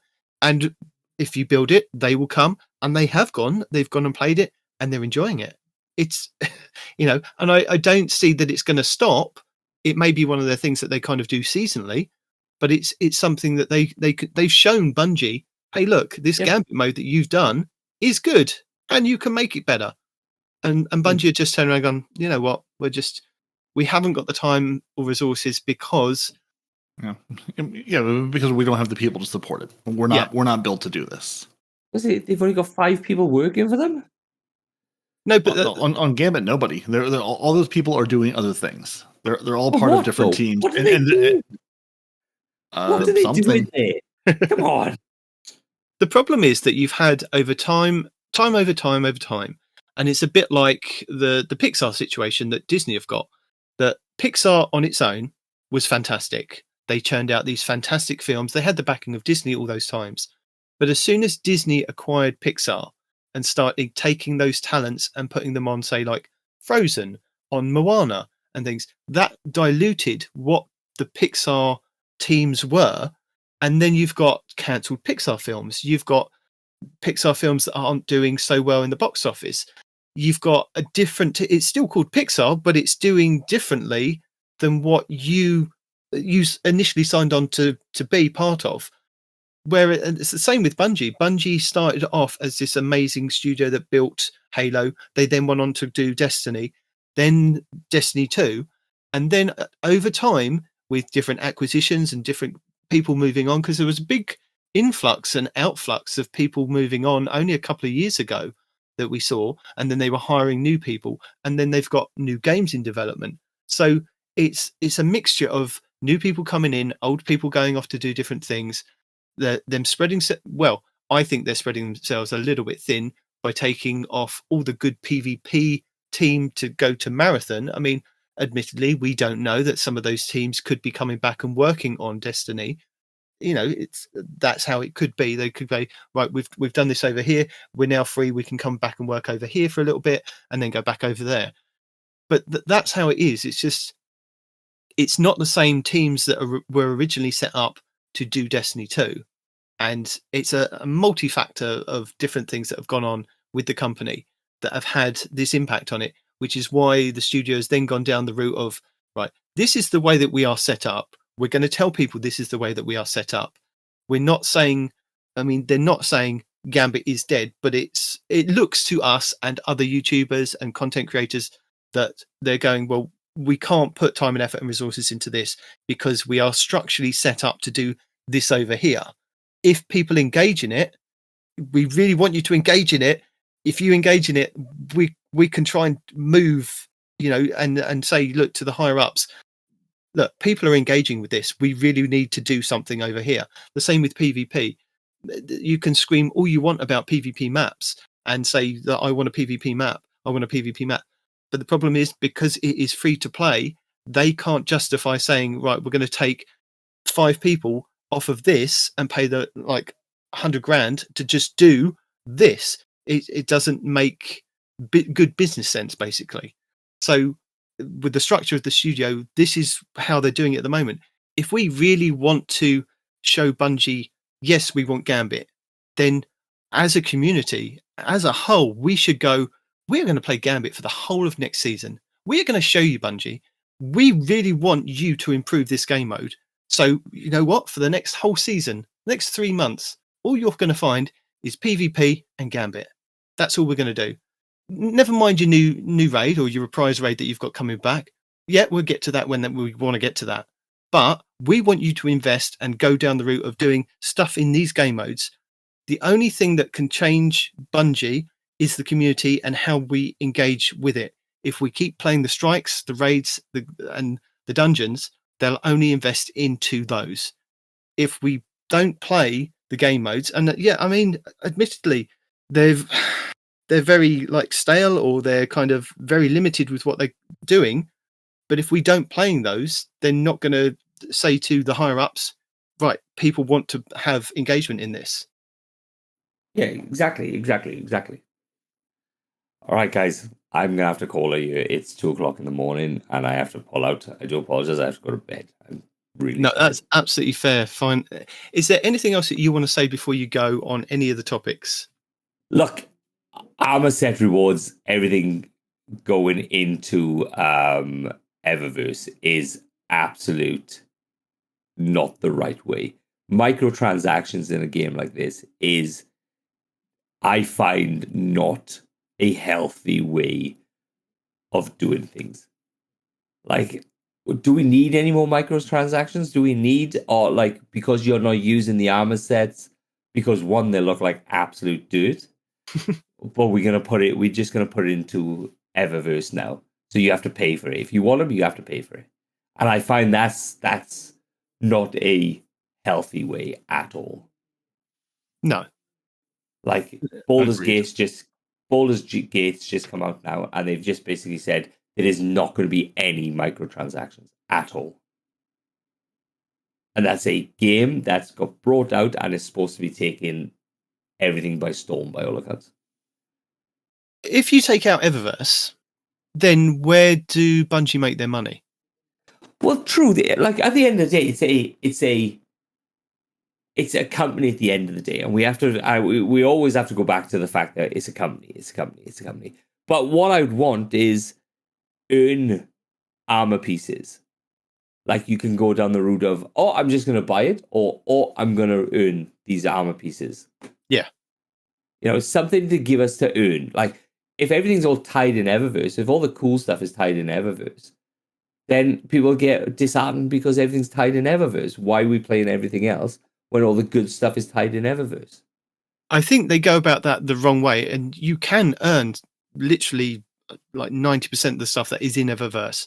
But the problem is that you have to go and pick up the bounties, you have to get the bright dust to then save up the bright dust to go and then purchase the things. But if they simplified it down to, you do like X amount of these bounties and it will give you that piece of armor, then yeah, simple. You take out that extra like confusing part of it to then go, right, if a new light comes in and they go, right, if I do 10 of these, I can get the class item. I do 15 or 20, I get the boots. If I do 100 of these, I get the helmet. And that's how it kind of works out. So yeah. But even if they turn around and go something like, if you buy this armor set, I could get into the taken armor set. If you buy this taken armor set, all the money is going towards we'll just throw it out there, a new Crucible map. Mm-hmm. Like that. And then they'll be able to gauge the reactions of the players on how things are purchased. Oh, these, like, we made $3 million on the Taken set. Oh, that means people want PvP, or people want Gambit, or people want this, blah, blah, blah, blah, blah. Like, use the Eververse not as this sneaky way of getting us to spend money, or use the Eververse as a platform to learn from the customers. Yeah. Because at the end of the day, I understand this place is a company. I understand the game is a company and it needs to make money. I am fully on board with that. But it's just the way that they're doing it that is slightly jarring. True. Yep, agreed. You say vote with your wallet. Give us a reason, give us a way to vote. Say, oh, like you said, I want this, so I'm going to go buy this thing. I don't care about that, so I'm not going to buy that thing. Yeah, exactly. And it's just, it could be a customer feedback situation where instead of you writing stuff, oh, I think this, and this, it goes, well, we spent this much money. That's what they want, type of thing. Bring me my Gambit Prime armor sets and say, put a little thermometer in there. Hey, when this crosses a threshold, at that point, we will start working on something for Gambit. Once you show monetarily there's enough interest, let me see.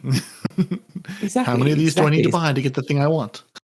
Yeah, exactly. And I think as a whole, Bungie's a great company as a whole. Like what I've heard and what I've read and what I've got back feedback and all that sort of stuff. They're a great company, and they care about the guys. They care about people. And yes, they may have spread themselves quite thin because of these other games that are coming out and stuff. Or, like I said prior, they are going to give you the bad stuff. So when this showcase comes out in 17 days or whatever it is going to blow your socks off. And it's going to be absolutely fantastic. And everything prior to this is all completely forgotten. Or it's going to go down the pan. Yeah. Yep. Yep. Are there enough people in the hype train station? That's exactly right. I'm still there. Oh, same here. I've tried playing other games. I can't play other games. That's the bloody problem. I've tried playing Diablo 4, and I hate the game because it's slow and it doesn't do stuff properly. I was like, well, it doesn't do the way Bungie does it. No. And I tried Division 2, and Division 1 was fantastic. Division 1 drew me away from Destiny 1. Yeah. And so I just played Division 1. And then when Division 2 came out, I was already well into Destiny 2, went to Division 2, and I couldn't play it because it's not Destiny. And that's the problem. Destiny as a game is a fantastic game, and it does a lot of things very, very well. The problem is, it seems like the effort is being placed in the places that can only that make money. We don't want. Yeah.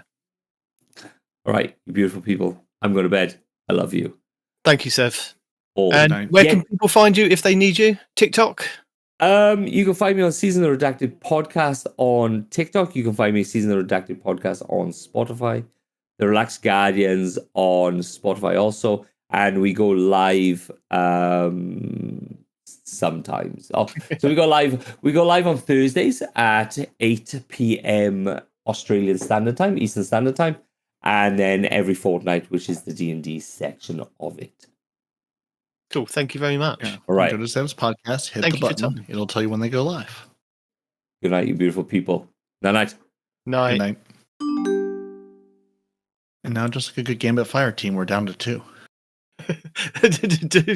Yeah, that's exactly what happens in Gambit. And then there were 2. Now and half our team Primeval's up. And what do we do with it? We're our best. Doing our best. I'm having a hard time moving on. Oh dear. Okay. This will. Well, I'm not going to make any guarantees about the last part about Gambit. No. I just want to one more thing that Cammy Cake said that I thought really hit the nail on the head is when Gambit is balanced to make 3 games a week less painful for someone who doesn't want to be there, it risks becoming uninteresting to someone who wants to be there. Choose a Gambit audience, casual or competitive, and go all in. Which I think really hits the nail on the head of they tried to make it palatable for people who wanted to play 3 games a week at the expense of people who enjoyed it. And that's where we are right now. Which I thought was just, he has a way, Kimmy Cakes his whole video, and which we'll link on the show notes. We'll link a number of these reactions in the show notes. He had a huge, massive wish list of what he wanted to see, and I really like his approach to the game, because it's clear he thinks really deeply about a number of things. Despite being a PvP main, despite being a PvP player, it's clear he's really thought about PvE and Gambit and all parts of this game. Yeah. So armor sets, as Sevs mentioned, Bungie says, hey, we promised you new ritual armor sets with Lightfall. You didn't get them. Delivering them is hard. Also, no one uses them. As we've said, because the rolls are garbage, the armor is low. There's no reason to use it, and it doesn't look good because all the good stuff's in Eververse. So they're saying now, we're not going to give you a new ritual playlist armor set for every expansion, but there will be one in the final shape. And in Season 22, Trials will have its new armor set, which they previewed in the big giant state of the game, which honestly looks kind of like every other Trials armor set at this point. It's gold and got bits on it. I think someone said it looked sort of like a bear, like they showed the they showed the Titan one, and it looks very Iron Banner-y. It looks like it's a bear themed kind of, but again, it's just it's Trials armor set with some fur on it. Do you think we'll get a new Iron Banner set as well, or just a reprised Iron Banner set Some of those Iron Banner weapons from like Destiny 1 are really fantastic. It's just a shame that they're not come back as well. Right. Yeah. I mean, we're getting a new mode, which, I mean, that seems to be, we're getting a new Iron Banner game mode later on. So who knows what will come with it? Maybe something. Mm. So there's a whole big like game security and thing. And basically, hey, we've been making changes. We've been going after cheaters. I just saw another article where their legal team is aggressively going after cheat makers. Like they are absolutely hunting these cheat makers down to the end of the earth and winning lawsuits against them. Like that's one of their avenues is we are going to aggressively go after the makers of the cheats and the cheaters as well. So they have a big long section basically saying we're using machine learning, we're using AI, we're building these tools, we're becoming more confident in these tools, and we're going to continue to do that.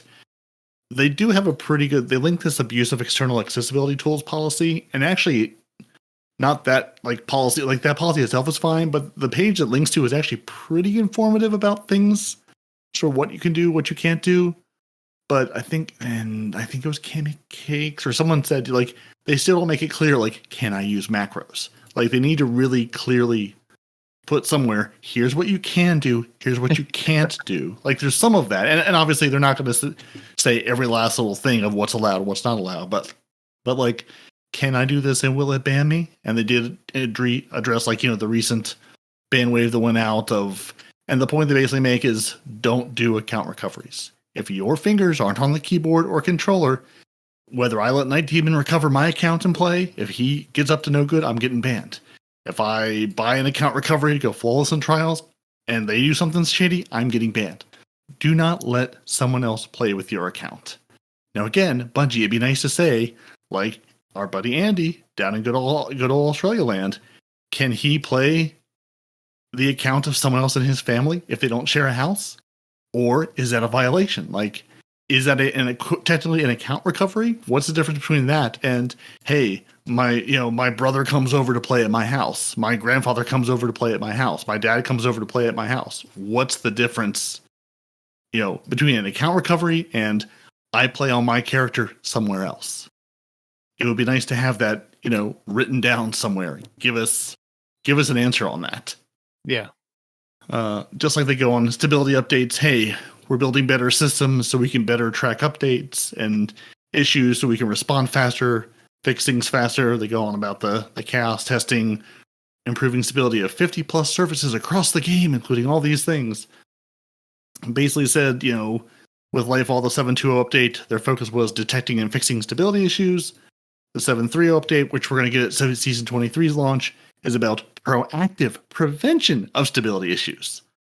So, hey, we're putting systems in place to find things quicker. Now we're going to say we're going to put systems in place to sort of have the system auto-heal, alert us quicker, do things quicker. Don't let one failure cascade into a bunch of other systems and take it all down. So, hey, maybe this thing's a little wonky, but it won't take the whole game offline. That's basically the TLDR, all their stability and security, basically more of the same of we're working on it, we're trying our best, it'll get us there. The seasonal structure, Night Demon, they want seasons to feel unique, and they want to surprise us with seasonal content. And we as players want variety in the seasonal content. We do. And to that end, we have quality of life upgrades. Which honestly, in my initial read through of this, the most excited I got was the quality of life section, which should tell you about the overall state of the game. But it is something you've been asking for a very long time with the shaders. Oh, so many. I mean, and there are some absolutely phenomenal quality of life updates. I wish we wouldn't have had to wait 90 years to get some of them, but you know what? I'll take it. I think Dado made the point. It's like, why did it take 90 years for this to happen? I'm happy it's here finally, but why couldn't we have this quicker? So, yeah, finally, cosmetic favoriting. Cosmetic favoriting. That's a word. Pick your favorite 100 shaders, ornaments, and emotes. So you got 100 slots, shaders, ornaments, emotes. Pin them. Pin the ones you want to use. Ignore the other 9 seasons of armor, or 9 years of armor and stuff you do not care about. And 100 seems like a perfectly good, reasonable amount to say, here's the 6 emotes I want to use, here's the 4 shaders I go to, and here's my Iron Banner armor set, and the 4 other armor sets that I care about. Like that seems like 100 slots across the board seems good. Thoughts, comments, feelings? Yeah, I wish it was kind of split up, to be honest. I mean, I'd rather Mhm. have like that I could then look at like 100 shaders and have those ones as the thing. But is it just going to then mix it up, or can we then toggle it to say, right, I just want to look at like the 30 shaders that I've selected, or is it going to be, all a hodgepodge and it's whatever you pick and put in there first? Right. Yeah, that's what I'm wondering because they show a screenshot here, and like it's all your shaders, but then the top row has a little icon and shows it's been favorited. So I wonder when I go to my ornaments, you basically am I still going to my shaders, my ornaments like I normally would, but the ones I care about are at the top of the screen? Because if that's the case, then that's sort of what you're saying is it's not just here's 100 things, go sort through them. It's here's the shaders and the ornaments and the emotes that I want, but the ones I want are at the top. Yeah, Which seems like that's what they've done, but again, it'd be nice if they said that. Yeah, I mean, like at the moment, if you go to like a selection screen, there is sometimes a toggle that says put this in order of such and such, isn't there? Mm-hmm. So yeah, is it going to be that or not? Yeah, which again, I mean, happy either way. My hunter can finally use stasis because instead of going through the whole stasis quest line, you go visit Elsie Bray on Europa, and she's now the vendor for all the stasis aspects and fragments. They're just there. Just like you go see iCore to pick up your things for stasis, go see Elsie Bray to pick up all your stasis stuff. That's it. As long as you completed the Beyond Light campaign, there's no more grind. You just go buy them with Glimmer, and you're all set. Great change. One thing that I did find out this week is that, if you're kind of playing on one character and you haven't unlocked all your strand aspects and fragments, and you're getting the little like gambit tokens to drop that say, oh, strand, or you complete an activity and it gives you like 200 strand. Yep, all your fish bucks, yep. Oh, your fish bucks, yeah. So I found out this week that my warlock that I'd been playing on had stopped at 527 fish bucks. And the only reason it stopped at that is because 520 would have been, 520 would have been enough to purchase everything on my warlock, because I've gone through and I've picked a couple and unlocked a couple of the strand things. So 520 was the amount that needed to round out my warlock. So it stopped giving me the fish bucks on my warlock. I jumped onto my hunter, spent the fish bucks because my hunter's got very limited, and now it's giving me back more fish bucks. It's like it just went, no, we're just going to stop at that because that's what your character needs. So just be aware of that. If you're just farming it on one character and slowly spending it, it'll only max out your strand bucks or your fish bucks with whatever your character's got left. So if your character's only got like one fragment left, which is 200, it'll only go to 200 and then won't let you go any further, which is ridiculous. But interesting. Yeah, because I unlocked everything on my Titan first. Yes, and then didn't realize once I did that, I would stop earning any of those strand bucks for my warlock. So I think on the warlock, I purposely didn't buy like one of the grenades. I didn't buy something. I think it was maybe one of the grenades or something, or one of the something I was like, I'm never going to use this. So let me just leave that unlocked so I can keep accumulating them. So if and when I ever do touch my hunter with strand, I can do that. But that's interesting. It goes, no, you have enough. You're good now. Yeah, that character's got enough. So yeah, out. Just be aware. Go and spend it on the other character and then come back. Mm-hmm. Hey, those transmats that you've had to go to your collections and pull from collections to be able to put your snowman on things, or your beach ball, or your favorite transmat, those are just unlocks now. Now they're just unlocked.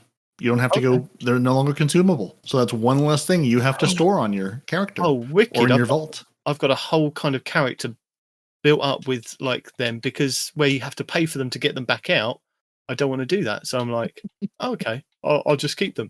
I've got about 20 that I've never used because I only have like one ship, and I'm like, yep, I'll get this. I'll swap it later, but if it didn't cost me anything, so now that's good. Won't cost me anything. Yeah, actually, yeah. The screenshot they show just says apply. There's no cost. There's no pulling it. It is there. Amazing. Again, nice change.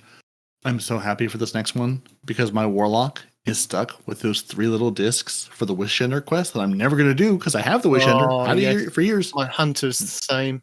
They are removing those 3 discs stuck in your inventory on a character where you have not completed the Wish Ender quest, even if you have the Wish Ender. So now it's just going into the quest tab. And I presume can be a quest you can delete like any other quest because I don't need to do it 2 times. I have the Wish Ender. I love it. Used it for years. Don't need those 3 discs that I cannot delete taking up space. Again, Nice. Great change. Why it takes so long? Don't know. Yeah. Resources tab, Night Demon. They've added a resources tab to collections, Yeah. which is going to contain all of our currencies, upgrade materials, and engrams, and will show you how to acquire them. So if you're a new player or a returning player, and you go, like, for instance, what is this Nightfall cipher? It'll show you the Nightfall cipher that's in the game, and then it's grayed out to say you don't have one, but it will tell you what it is and how to get it. It'll say, here's how to go get this thing. So if you're going, hey, I don't have any golf balls, how do I get golf balls? It'll tell you how to go get them. So not only does it show you what's in the game, it'll tell you how to get that thing. So then you can go use it on whatever you're trying to use it on. Cool. I mean, it's got something like that in the game at the moment in your inventory called the Engram Tracker, which is really useful if you are going around to all your different vendors before the end of the season to go, right, how many have I got on this vendor? It will tell you Vanguard, Crucible, Trials, Gambit, Iron Banner, War Table, and Sonar Station. So that should be in your consumables. Mine's in the top left-hand corner. So just in case you kind of need to go and find it, that's where it is. And it'll tell you how many you need to collect before the end of the season. Because we're not entirely sure whether they will all be removed before the end of the season. Because in previous, they have been removed. So any engrams that you kind of got stored, you couldn't kind of transfer over to the next season. But then I think Fallout found out that a couple of seasons back that they did, so that he still had like about 20 when he went to Crucible. So I think I might hang on to mine and just see if they do work for next season. But just be warned, they may go away, as I warn everybody each week with what's happening this week in Destiny. Yep. Well, I can tell you there are 47 Iron Banner engrams that I did not pick up this season because I did not care to play the roulette wheel. So I will tell you if I have 47 Iron Banner engrams for next season or not, if they're all going away. I will do the same because I think they're there now. The same thing. And speaking of Iron Banner, another good change that people have been wanting. So they're splitting the Iron Banner challenges. So if you're going in and saying, listen, I just want to go and play Iron Banner. I'm just looking for the rep because I want to get that cool emblem. I want to get the cool shader. Each day there will be a challenge for you to just go in and play. It does not require a specific subclass. Just load the Iron Banner. Just like any other Crucible game mode. Make the little wheel go around. Make Saladin happy with you. Earn your engrams. That's it. You can just go play it. You don't have to care about what's going on. Or there will likewise be a daily challenge while Iron Banner is up if you are looking for pinnacles that will continue to say, hey, these are the specific subclasses you'll need. Basically Iron Banner as it works today. Go in, play your games with this. That will give you your pinnacles and obviously also the ritual, reputation rank. But it's nice if you just want to go in and just say, hey, my buddy drug me into this, but I don't care. I'm not going to play 18 games to get my pinnacles. I can just go play and have a good time with it. What do you think, Lord of the Iron?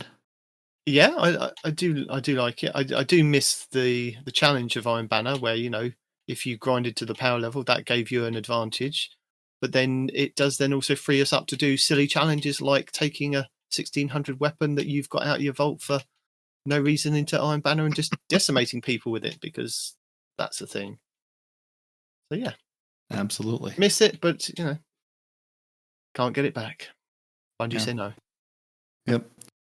And then this last one, there's been a little bit of confusion on, so I'm curious on your read on this. Okay. Our ritual rank ups are going to be there immediately. So basically, Bungie said, before, if you've earned a rank up, it'll wait until you go back to orbit for that sort of rank to apply because there was an issue with it overwriting the scoreboard or, breaking something before. So now basically, hey, I go play my last Iron Banner match. I go to orbit, and then it says, oh, here's the reputation you've earned. Here's the rank you've gotten. Here's your reward for it. So is this just me getting XP by going to orbit?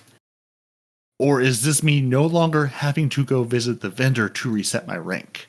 Because I read this as this is just going to basically, when I complete my match, it will give me the XP.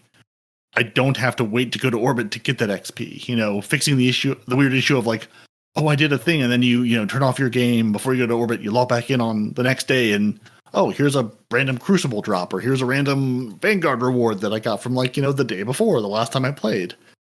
Because I read this as you still need to go to the vendor to actually reset your rank. Yeah. But basically, it'll process sort of your XP gains as soon as you finish the event while you're looking at the scoreboard and trying to remember to hand out best dress to someone. Yeah, I think that's because there's so many things to now do at the end of a match.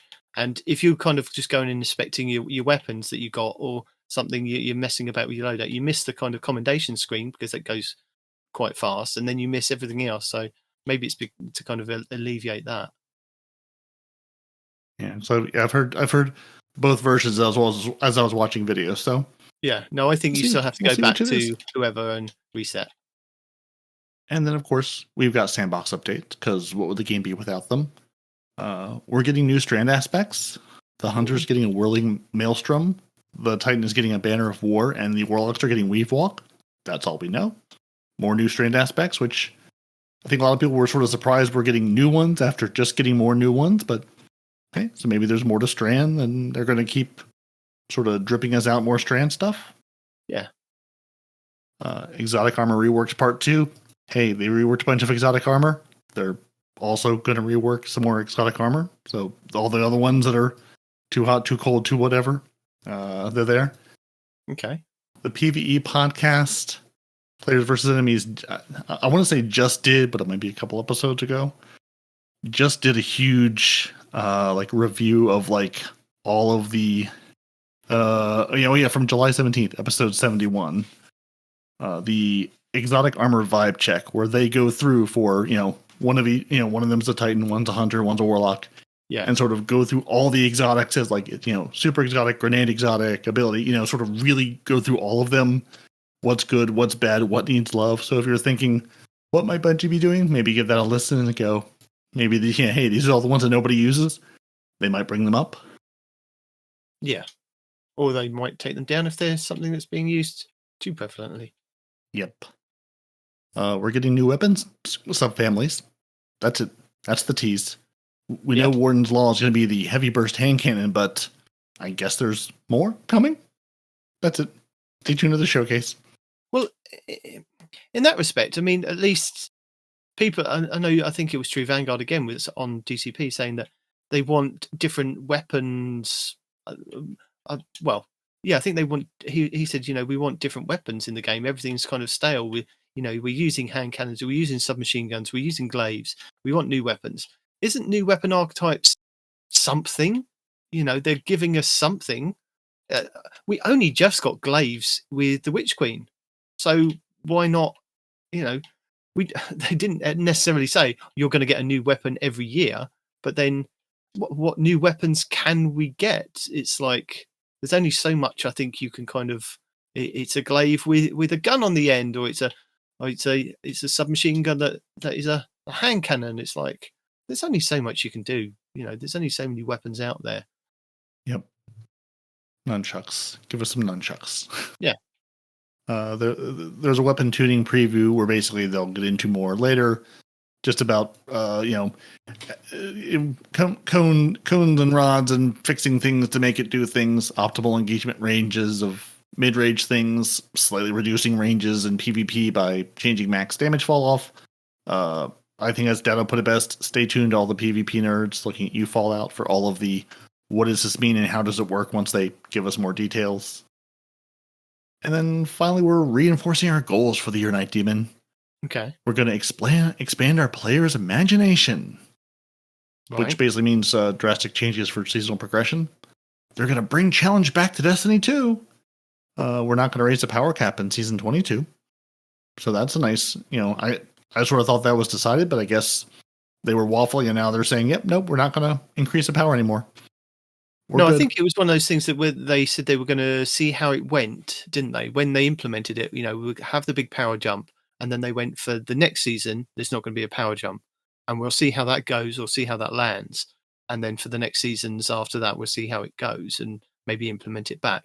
But then everything that I've kind of heard from other content creators, and just I think even Noble, I spoke to Noble about this in our clan chat or in the Discord. He was saying there's nothing for him to chase. He's got his character to 1810. He's played his dungeons. He's played his raids. He'll jump in and play with whoever, but there's nothing else for him now to chase. He's got the things that he wants, and he didn't realize how much of the grind to get to that power level, even if it was 10, that he misses.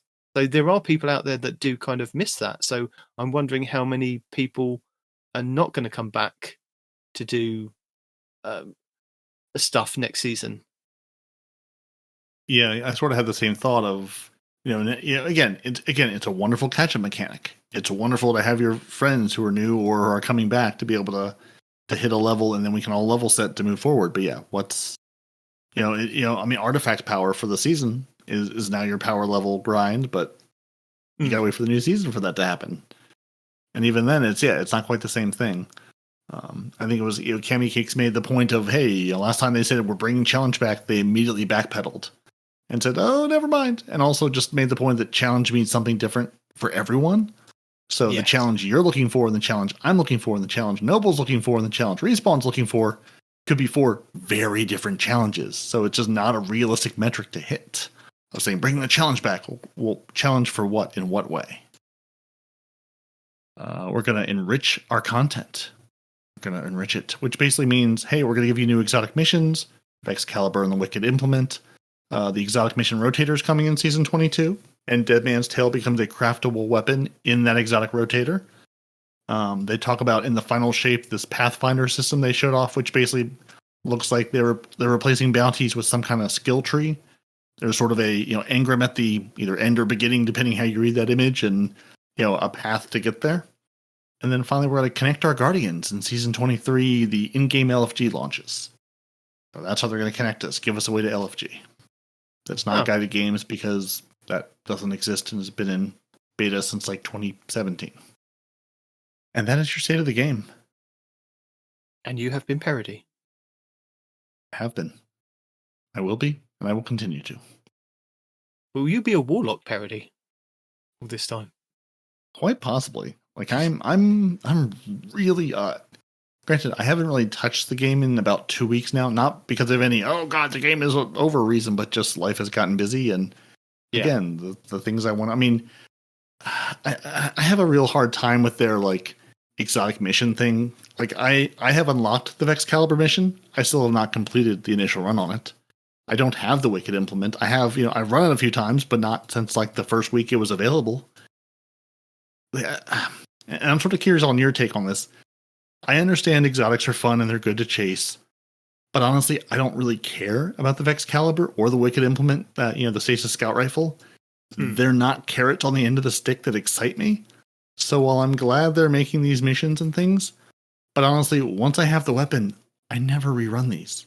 Like I don't care about the additional things. Like if I have to get the catalyst, maybe I'll go do it, or I'll just wait 3 years until they give it to me some other way. Looking at you, Whisper of the Worm, and some other stuff.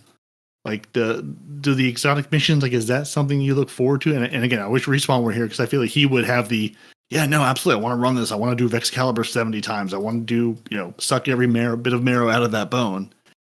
I'm not excited by the exotic missions. I'll do them until I have the weapon and then never think about them again. Presage coming back with DMT? Would not care less.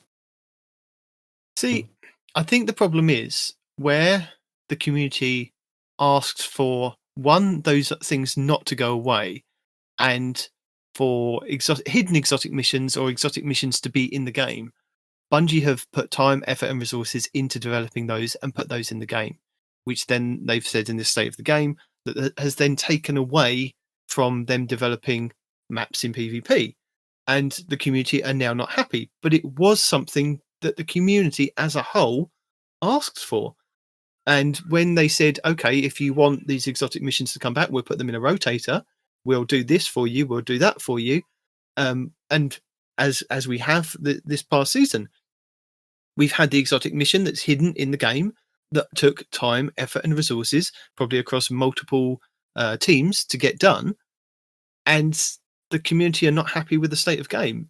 We can't seem to have our cake and eat it. That's the problem, is that we want everything all at the same time, all at once, and it's not possible. And that's what I think the state of the game is kind of just underlining for people. Just be whelmed, not be underwhelmed or overwhelmed. This is how it is. If you want more engagement, then you're going to have to play those game modes and give us a reason to put time, effort, and resources into those. And you've asked for these exotic missions, so they're back in the game. And yes, they are fun. The dungeons are fun. But then what you'll find is that people drop off when they get their cowboy outfits, they get the exotic weapon, they get the catalyst. They're like, I don't need to run that anymore. And that's when it kind of drops off. And the thing that saved Destiny 1 was the PvP.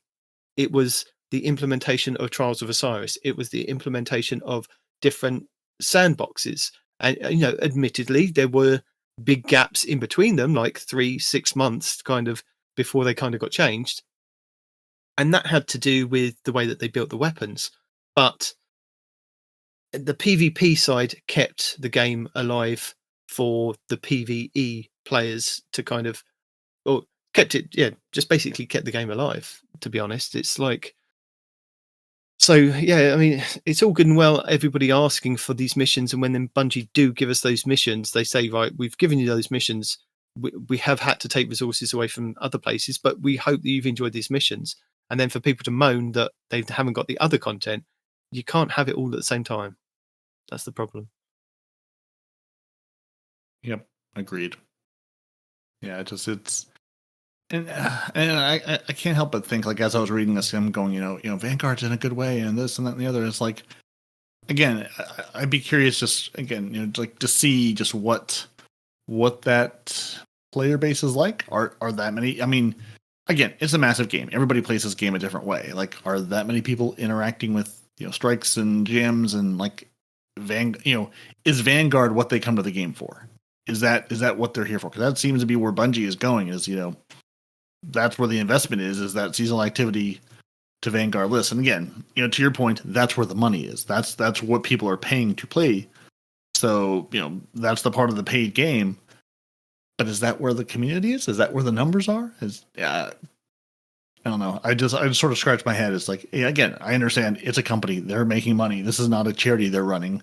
They do care. They want to make a good product. But it just, it's, I don't know, a little puzzling.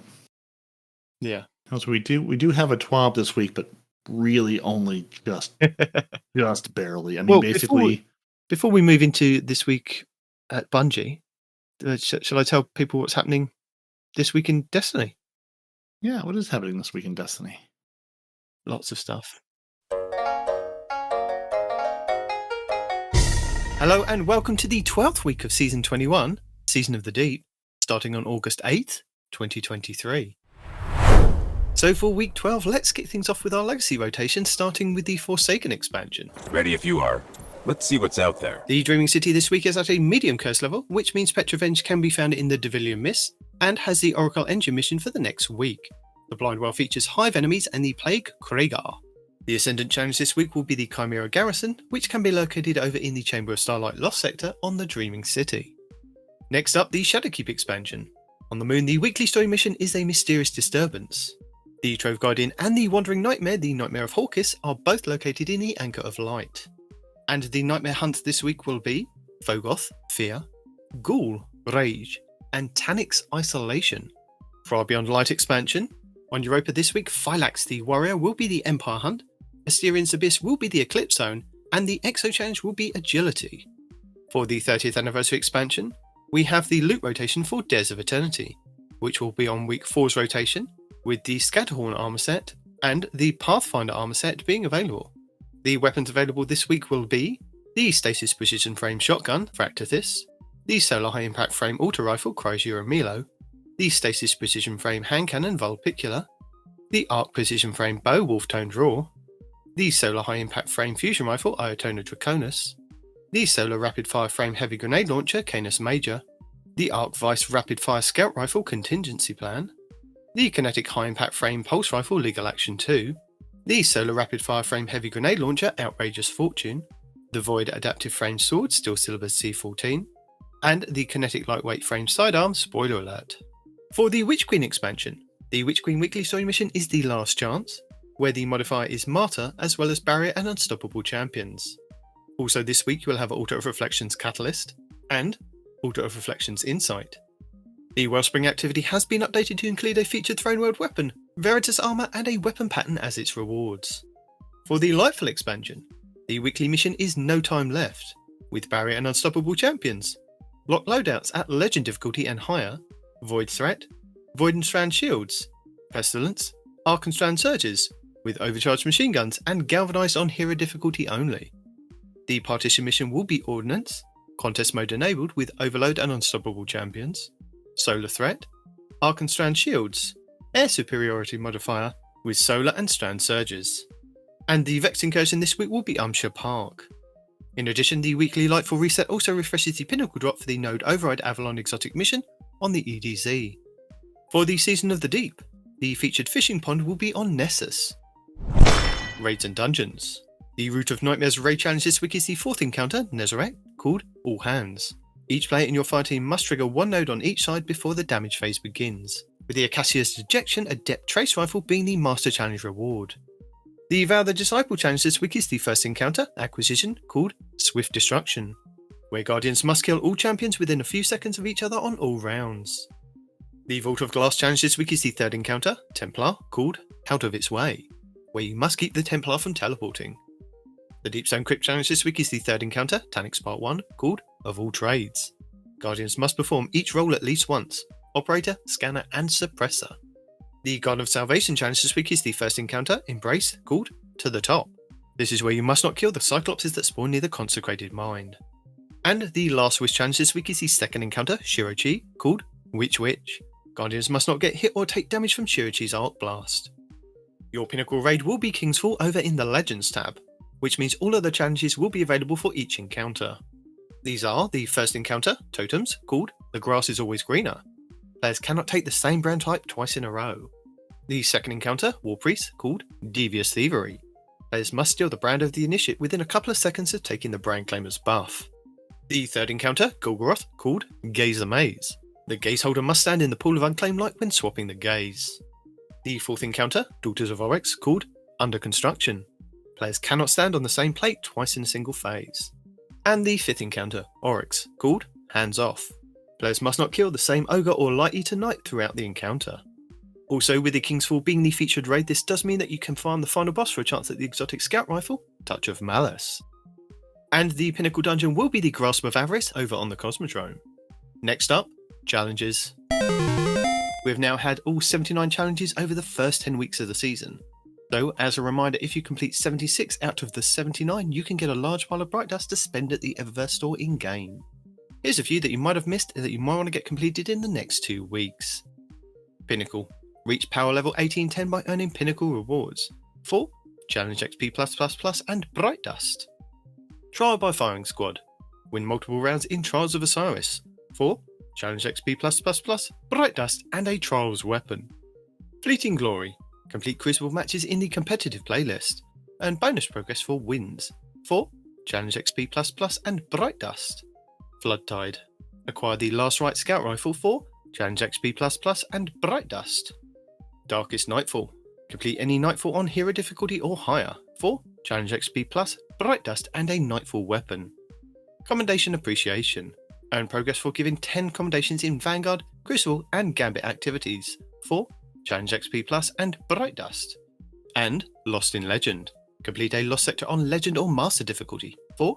Challenge XP+, and Bright Dust. Hello! As a reminder, your daily Lost Sector will show your flag outside, which will give you details of threats, shields, champions and exotic armor you'll find inside.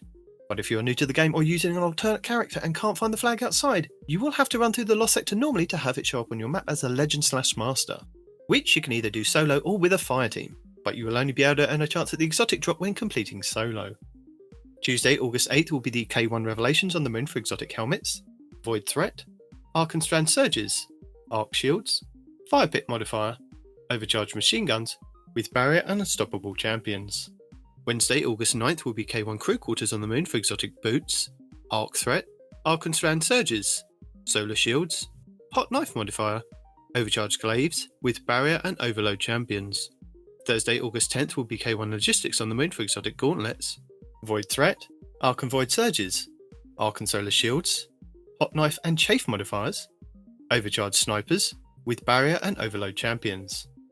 Friday, August 11th will be the K1 Communion on the Moon for exotic chests, Solar Threat, Arc and Strand Surges, Solar and Void Shields, Arachno modifier, Overcharged Linear Fusion Rifle with Barrier and Overload champions. Saturday, August 12th will be Sepulture on the Throne World for exotic helmets, Solar Threat, Arc and Strand Surges, Arc and Solar Shields, Fire Pit modifier, Overcharged Fusion Rifle with Barrier and Unstoppable champions.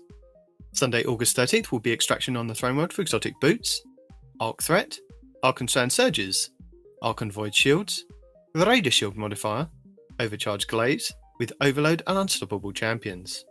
And finally, back round to Monday, August 14th will be Aphelions Rest on the Dreaming City for exotic gauntlets, Solar Threat, Arc and Strand Surges, Void Shields, Epitaph modifier, Overcharged Shotguns with Overload and Unstoppable champions. Lead the way. Our 12th featured Nightfall of the season was Sevs face off against Kurasek Thronebringer in the Psyops Battlegrounds Moon, where you have a chance to get a Pinnacle Engram if you complete the Nightfall with a score of 200k or more. This Nightfall is free to play. You'll be able to earn high-end gear for your characters, including the Nightfall featured weapon, exotic gear, enhancement cores, enhancement prisms, ascendant shards, and adept Nightfall ciphers. The higher the Nightfall difficulty, the more common the drop will be, with the featured weapon and exotic gear being uncommon at hero difficulty to being common with ascendant shards in Grandmasters. Legend and lower Nightfalls will have 6 Barrier, 5 Unstoppable, and 3 Hive Guardian champions, with 3 Void, 10 Solar, and 18 Arc Shields. Masters and GMs will have 9 Barrier, 9 Unstoppable, and 3 Hive Guardian champions, with 3 Void, 12 Solar, and 20 Arc Shields. Your Nightfall modifiers are Hero difficulty, maximum effective level 1765, matchmaking is available, enemies have extra shields, champions foe, you will face Barrier, Unstoppable, and Lucent champions. You can either use intrinsic exotics, use a subclass debuff, or unlock anti-champion mods from the seasonal artifact. Fire Pit, Acolyte spawn firepools on death, overcharged weapons. Weapons overcharged from the seasonal artifact are active in this activity. Kinetic weapons do increased damage when your subclass element matches an active surge. Arc Threat, 25% incoming arc damage. Arc Surge, 25% bonus to outgoing arc damage. Strand Surge, 25% bonus damage to outgoing strand damage. Overcharged machine guns, 25% bonus damage with machine guns. Galvanized, combatants have more health and are more difficult to stun. Legend difficulty, maximum effective level 1815, includes all previous modifiers except Galvanized. No matchmaking. Equipment locked, you will be unable to change your equipment once the mission starts. Master difficulty, maximum effective level 1820, includes all previous modifiers except Galvanized. Champions Mob, this difficulty adds more champion enemies. Grandmaster difficulty, maximum effective level 1815, includes all previous modifiers except Galvanized. Joining progress disabled. Extinguish, if your fire team falls in a restricted zone, your team is returned to orbit. Limited revives, gain additional revives by defeating champions up to a maximum of 20. Contest mode, which caps your power level to make enemies more of a challenge. And Chafe, the radar is disabled. To combat champions this season, you have access to subclass counters as well as a choice of intrinsic anti-champion artifact mods, which are Anti-Barrier Auto Rifle, Unstoppable Hand Cannon, and Unstoppable Glaive. You also have exotic weapons and armor that can help with intrinsic mods as well. For Anti-Barrier, the Kinetic Bow Wishender, the Kinetic Linear Fusion Rifle Arbalest, the Kinetic Pulse Rifle Revision 0, the Solar Energy Hand Cannon Eriana's Vow, the Solar Heavy Sword the Lament, and the Titan Gauntlet Second Chance, which gain the second charge of his shield throw melee, which becomes shield piercing and stuns barrier champions. And for Unstoppable, the Kinetic Fusion Rifle Bastion, the Kinetic Hand Cannon Malfeasance, the Solar Energy Sidearm Devil's Ruin, the Void Heavy Bow Leviathan's Breath, and the Hunter Gauntlets Atheris's Embrace, which have a chance to stun Unstoppable champions with their empowered weighted knife. The Nightfall featured weapon to obtain this week will be the Void High Impact Frame Rocket Launcher, the Braytech Osprey. The Braytech Osprey has a base blast radius of 90, velocity of 41, and stability of 55. It can roll with bipod, chain reaction, and lasting impression. With Envious Assassin, pulse monitor, and auto-loading holster. It has the origin trait of stunning recovery, where if you stun a champion you partially refill the magazine, trigger health regen and improve your recovery for a short duration. And Vanguard Vindication, where final blows with the weapon grant a small amount of health. Lord Shaxx brings Team Scorch to the Crucible for the 12th week of the season. Team Scorch is a 6v6 PvP mode where all players wield a Scorch cannon that cannot be dropped. Equipped weapons and abilities cannot be used in this game mode.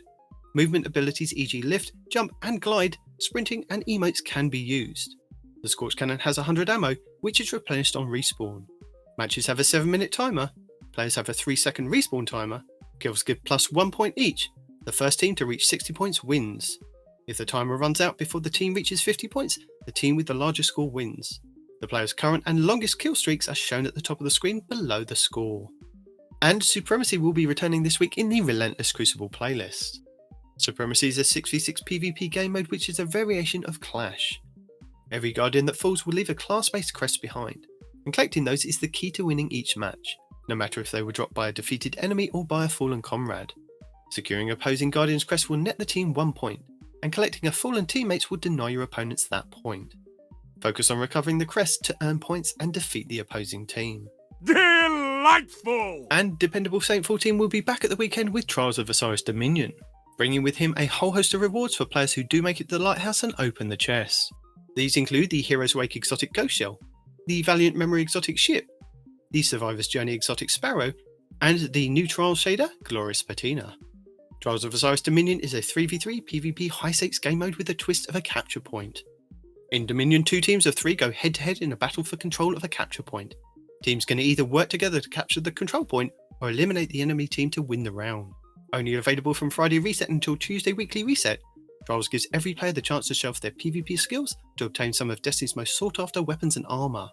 Players that compete in Trials of Osiris will have all of their games tracked through a passage card, a ticket purchased from Saint 14 in the lower hangar of the tower. Winning rounds and matches in Trials of Osiris will grant exclusive weapons, armour, pinnacle gear, masterwork materials, and even adept gear for the most skilled players who can reach the lighthouse with a flawless ticket of 7 games won and no losses.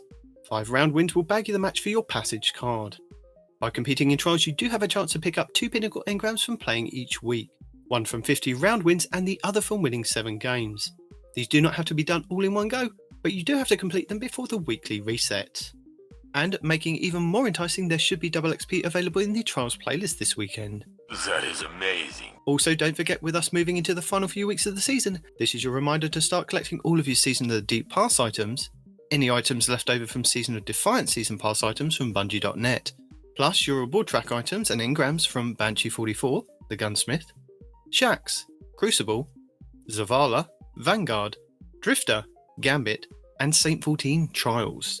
Grab these before the end of the season as they will reset and you will lose all items when the new season starts. Don't forget, you can also start hoarding those bounties to get a leg up on XP and artifact progression for next season. And that's it for the 12th week of Season of the Deep. Guardian down.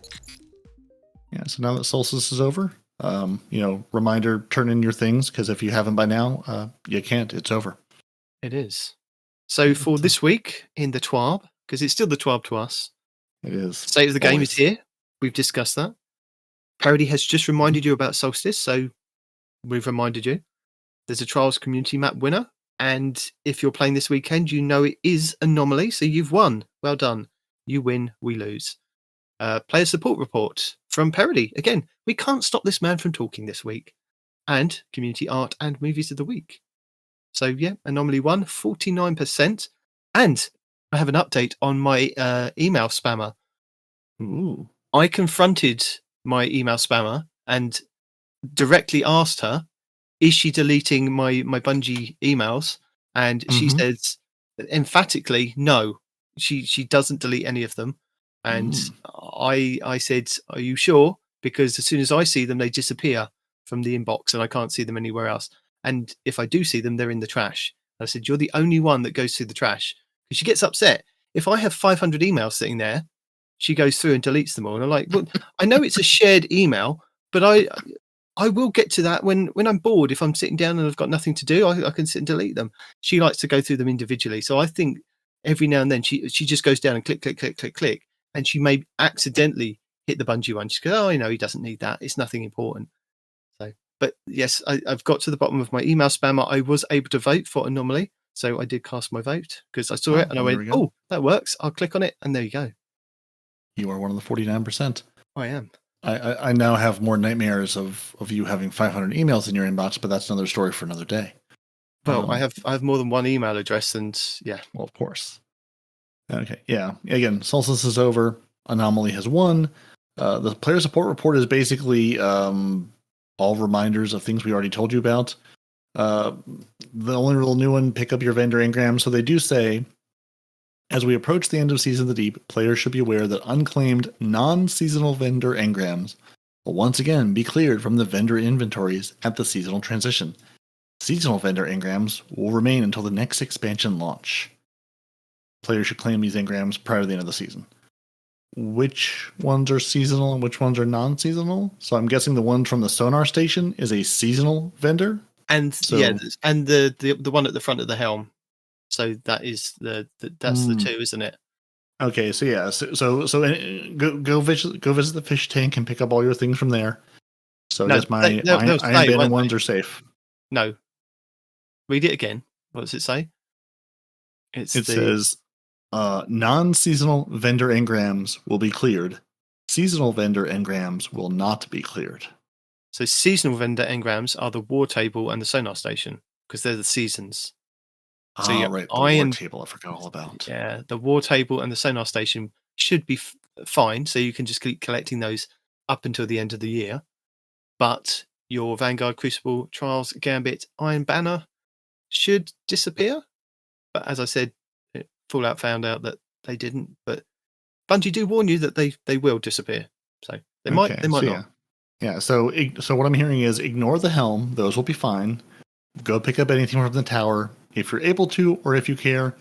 And even if you're not trying to focus, just pick them up and turn them into materials. You can never have too many shards; just not possible. The event is over. You have no chance to pick up your card. It's done. Two known issues: the compass rose, the shotgun dropping from the event is not in the collections. It'll be fixed at some point. And your Lord of Wolves is missing its hipfire reticle. So if you're using Lord of Wolves, it's missing a hipfire reticle. Those are your known issues. And the movie of the week is Rickrolling Us, and there's lovely movies. A lovely tribute to Lance Reddick in the big Reddit does a thing where basically they let everybody place a pixel on basically a big giant whiteboard. So people get together as communities and build and destroy little things. There was a Lance Reddick 6223 in memoriam for him, which is nice. Lovely Ace of Spades artwork, and Sam tells us all to stay crafty. And that's your 12 this week. Cool. Short, sweet, to the point. There's a kitty cat sitting on a surfboard. Important. It's always important to find the hidden kitty cats within the 12. Always a fun mini game.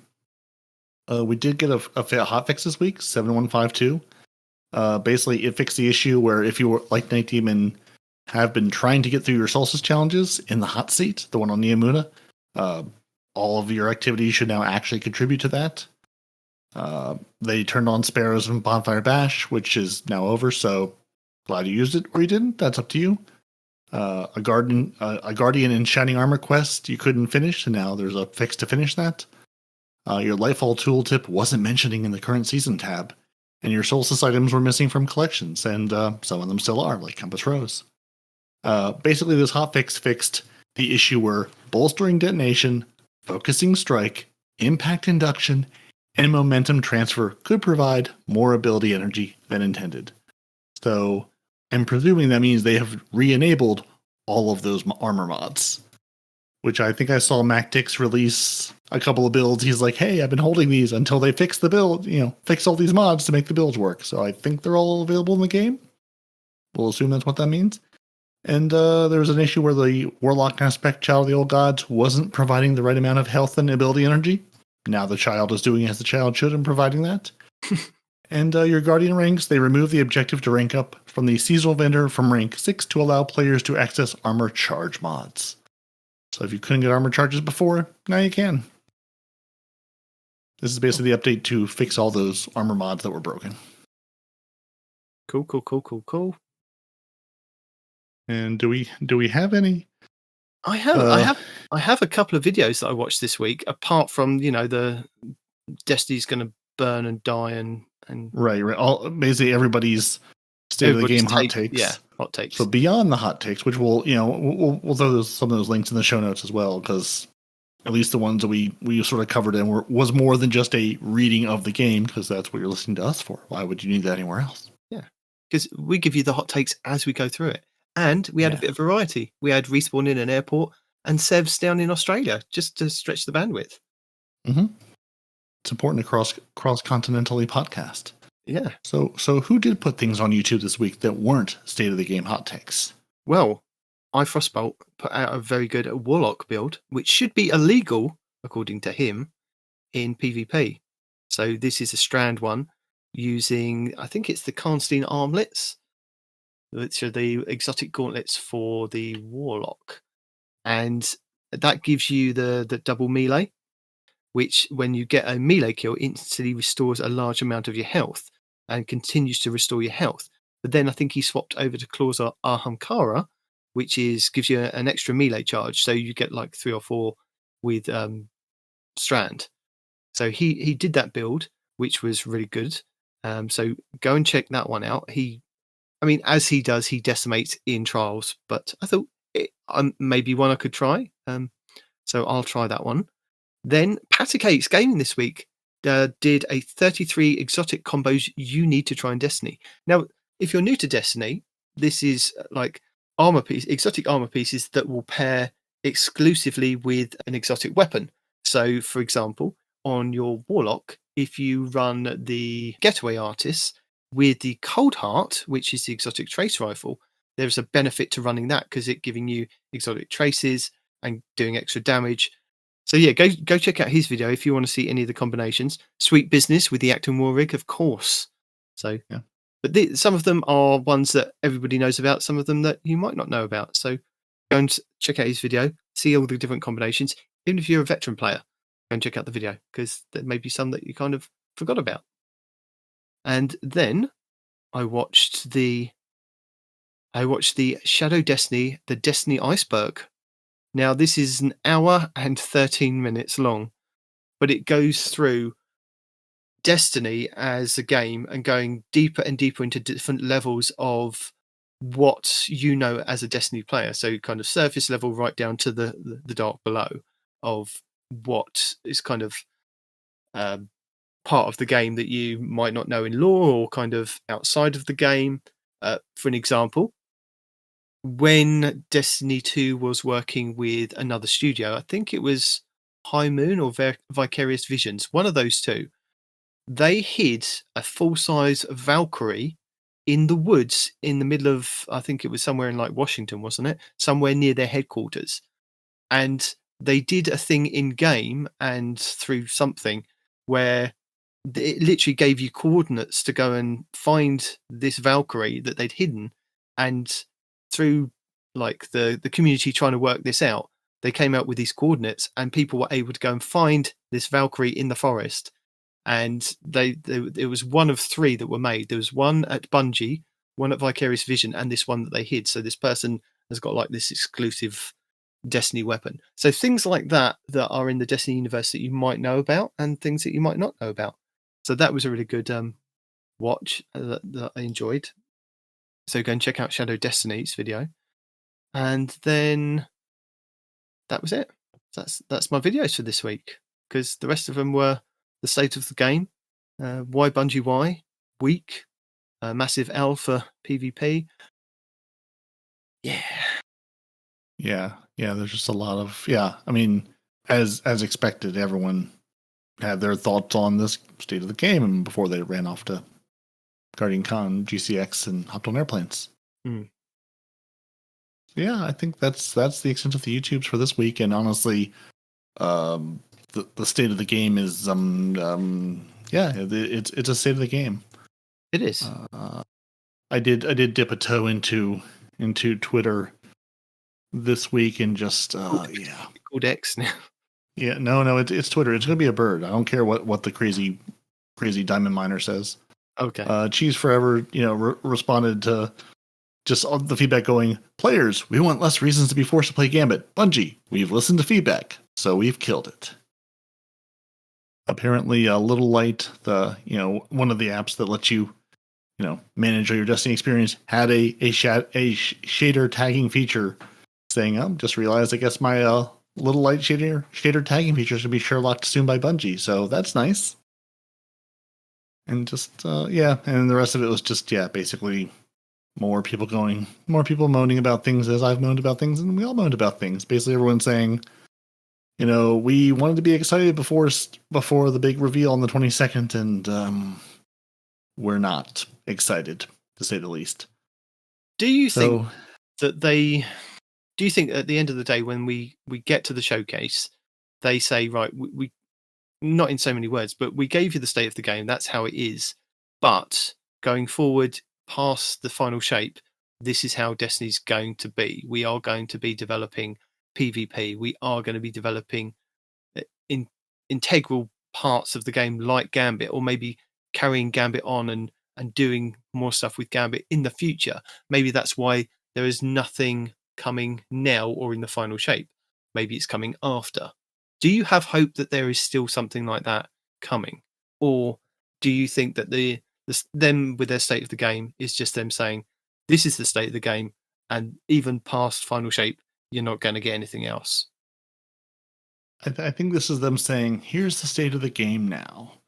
A couple of weeks, right? Which, again, whether this was planned or not, who's to say? But it really feels like this was sort of a, hey, the community is really in a bad spot. We need to say something now before the end of this month. I think this is sort of a throwing the community a bone. This is the state of the game now. But just you wait till you see what's next. Like, I think this is obviously there's a plan. Bungie, as we've said, Bungie does hype. They can put together a sizzle reel like no other. They are going to have something great in this showcase. The question is it the things that people want that are, starting to step away from the game? Is it, and I'm not saying is it going to be enough, but is it going to be the right things? Obviously, there's 1 million people, 500,000 people to play this game. There are some people who are probably sitting here going, this game is great. It's doing what I wanted to do. I'm really enjoying what this game is to me, because this game is different to everyone. It's different to all of us. Even the three of us focus on very different things in this game. There's 500,000 million people. Enough of them are going, this is great. I'm very happy. And that's sort of the point some people made is, people are unhappy and they're moaning about things, but we're still playing. Like, the numbers aren't at their all-time high and they've dipped. Well, of course they've dipped. That's the nature of every game, especially with all the other games coming out to compete against it. I mean, the seasonal model sort of means you're going to have highs and lows of player engagement. So I have no doubt. Like, again, this, we're not sitting here going, oh, better wrap the show up, Night Demon. I think it's over for Destiny. I don't know if it's going to make it next year. Like, I have no doubt they are going to knock our socks off. It's just a matter of, is it knocking your socks off, or are you going, yeah, it's fine. I might dip a toe back in and get, but beyond that, I'm going to go become a, Fortnite Gambit player instead. That looks more interesting. Or I'm going to go again to insert name of any other game that's coming out now here. Yeah. Yeah. I mean, I don't have a doubt of the long-term viability of Destiny. I just wonder where it's going after the 10-year plan. I wonder what sort of game it evolves into and where the focus lies. And then, I mean, we're going to see. We're going to see where it takes us. Is it going to become more roguelike? Is it going to be, where on the looter shooter RPG spectrum are we going to fall? Which way is it sort of going to go? Sort of likewise, is it going to, I think it was, I think it was Cool Guy who had a really good, level-headed take on all this. Use the going to a restaurant scenario. Yes. PvE. Yeah. PvE is your dinner. That's your main course. PvE is what you're sort of in the game for.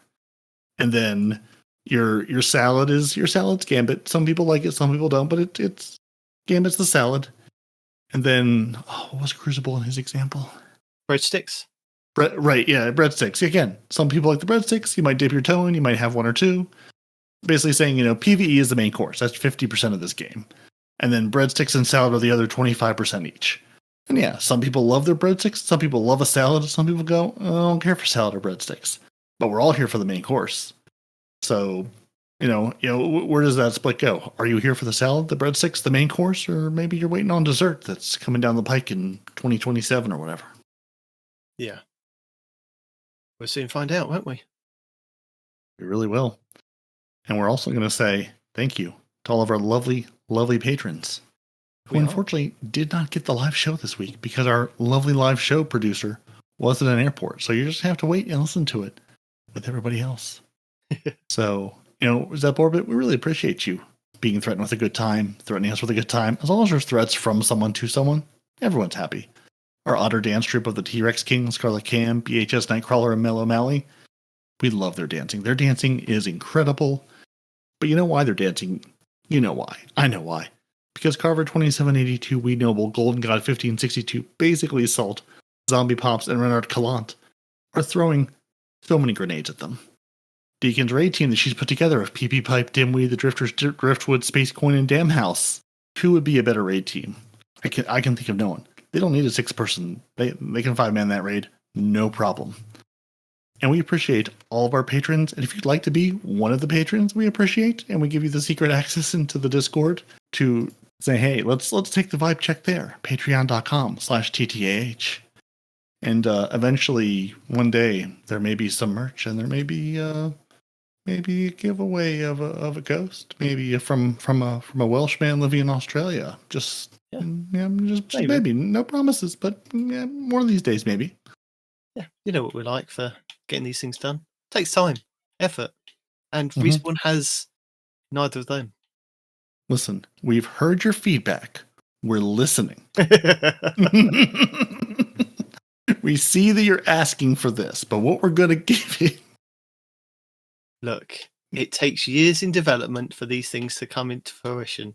So you just got to kind of eat your soggy bread or have the podcast until you get the merch.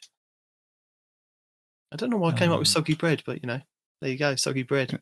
Because the breadsticks are kind of soggy right now. Yeah, they are. So if you've got any kind of feedback that you want to kind of let Bungie know and are interested in kind of reiterating that to us so that we can then reiterate that on the podcast for next week, if you get in touch with us at one of our many outlets, or if you are part of our secret Discord channel for our patrons, you can let us know, like Noble did this week, and we'll go over your feedback next week for Bungie. So you'll get there somehow. We'll give Bungie your feedback somehow. Exactly. And if you're going, you have a Discord, how do you get there? There are these lovely show notes.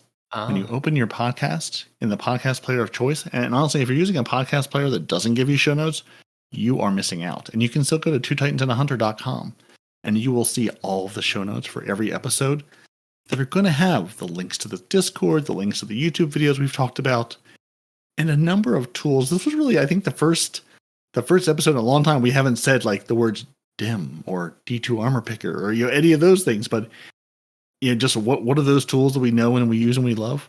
They're all in the show notes. We have the most glorious collection of links there in the show notes every single week. So if your podcast player for some reason doesn't give them to you or doesn't make those links clickable, which is just a crime against podcasting, twotitansandahunter.com is where you can find all the show notes for every episode. And you can find all of those links and all those videos. So when you say, you mentioned that thing or you talked about that video from that person, who was it? It's all in there. And I think my current state is tired, and you've heard way too much of me talking. I think Night Demon's current state is desperately trying to finish Solstice. Yeah. So I think this is where I say thank you for joining us. Your Titans are no longer. Your Warlocks are parody and Night Demon. Your Hunter Master Rager is no one responds in real life. Your Welsh Australian Warlock Extraordinaire is Sevs. You can email the show at twotitansandahunter@hotmail.com. We're on YouTube, Twitter, Instagram, Facebook. You type Two Titans and a Hunter into a search box. You'll find us. I believe in you. Or if not, twotitansandahunter.com. That'll get you there. Follow us on YouTube for every new episode, weekly update, and live streams. What Shade of One has in store for you? You can follow us on TikTok, which exists. And I'm going to say search Two Titans and a Hunter on TikTok, and you will find us. Because again, we are everywhere you want us to be. If you want to join our Patreon, patreon.com/TTAH. If you just want to have a little, lo-fi casual encounter, coffee.com, ko-fi.com/Two Titans and a Hunter.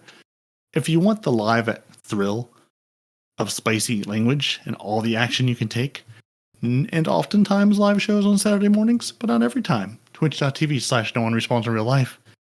If you want to figure out what exactly the British school schedule is, and you're in the US and you want to get up early in the morning, or if you're in lovely England land or Europe and you say, early mid-morning sounds good, twitch.tv/Two Titans and a Hunter, where the lovely Night Demon streams and helps people through things. So if you're trying to get through a thing and you're like, I would like British Dad to take me through that thing, which is really how all of us see him, twitch.tv/Two Titans and a Hunter.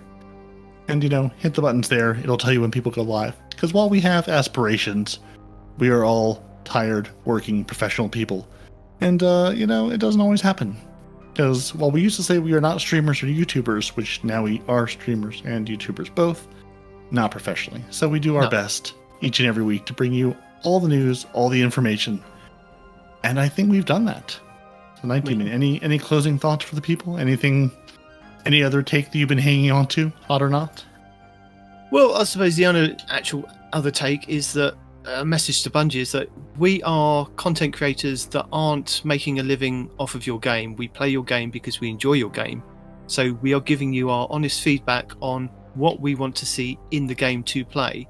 It's not just, I know it sounds like it's just a rehash of what the streamers and the YouTubers are saying, but it is genuinely what us as players want to see. We want to see PvP improved. We want to see Gambit improved. We want to see some kind of engagement or some level of enjoyment for us to go into those game modes. So Bungie, please listen to the players, and we are them. And them are us. And we will be back next week with whatever Bungie tells us between now and then. We may be back with the respawn. We may not, because we never know when he's going to be here, like this week. So you get what you get. And you don't get upset. Exactly. Until next week. Bye, everyone. Bye.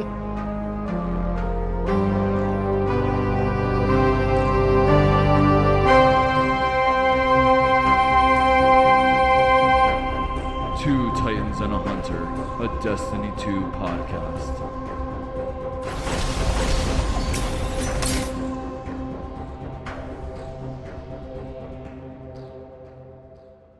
Respawn, welcome back. How was your time at GCX? Good talk. Dude, the best thing ever. I can't believe you guys are still recording. Well, not really. From smoking until you have reached a designated So smoking quiet area. as hell though, man. What's going on? Thank you for flying with us.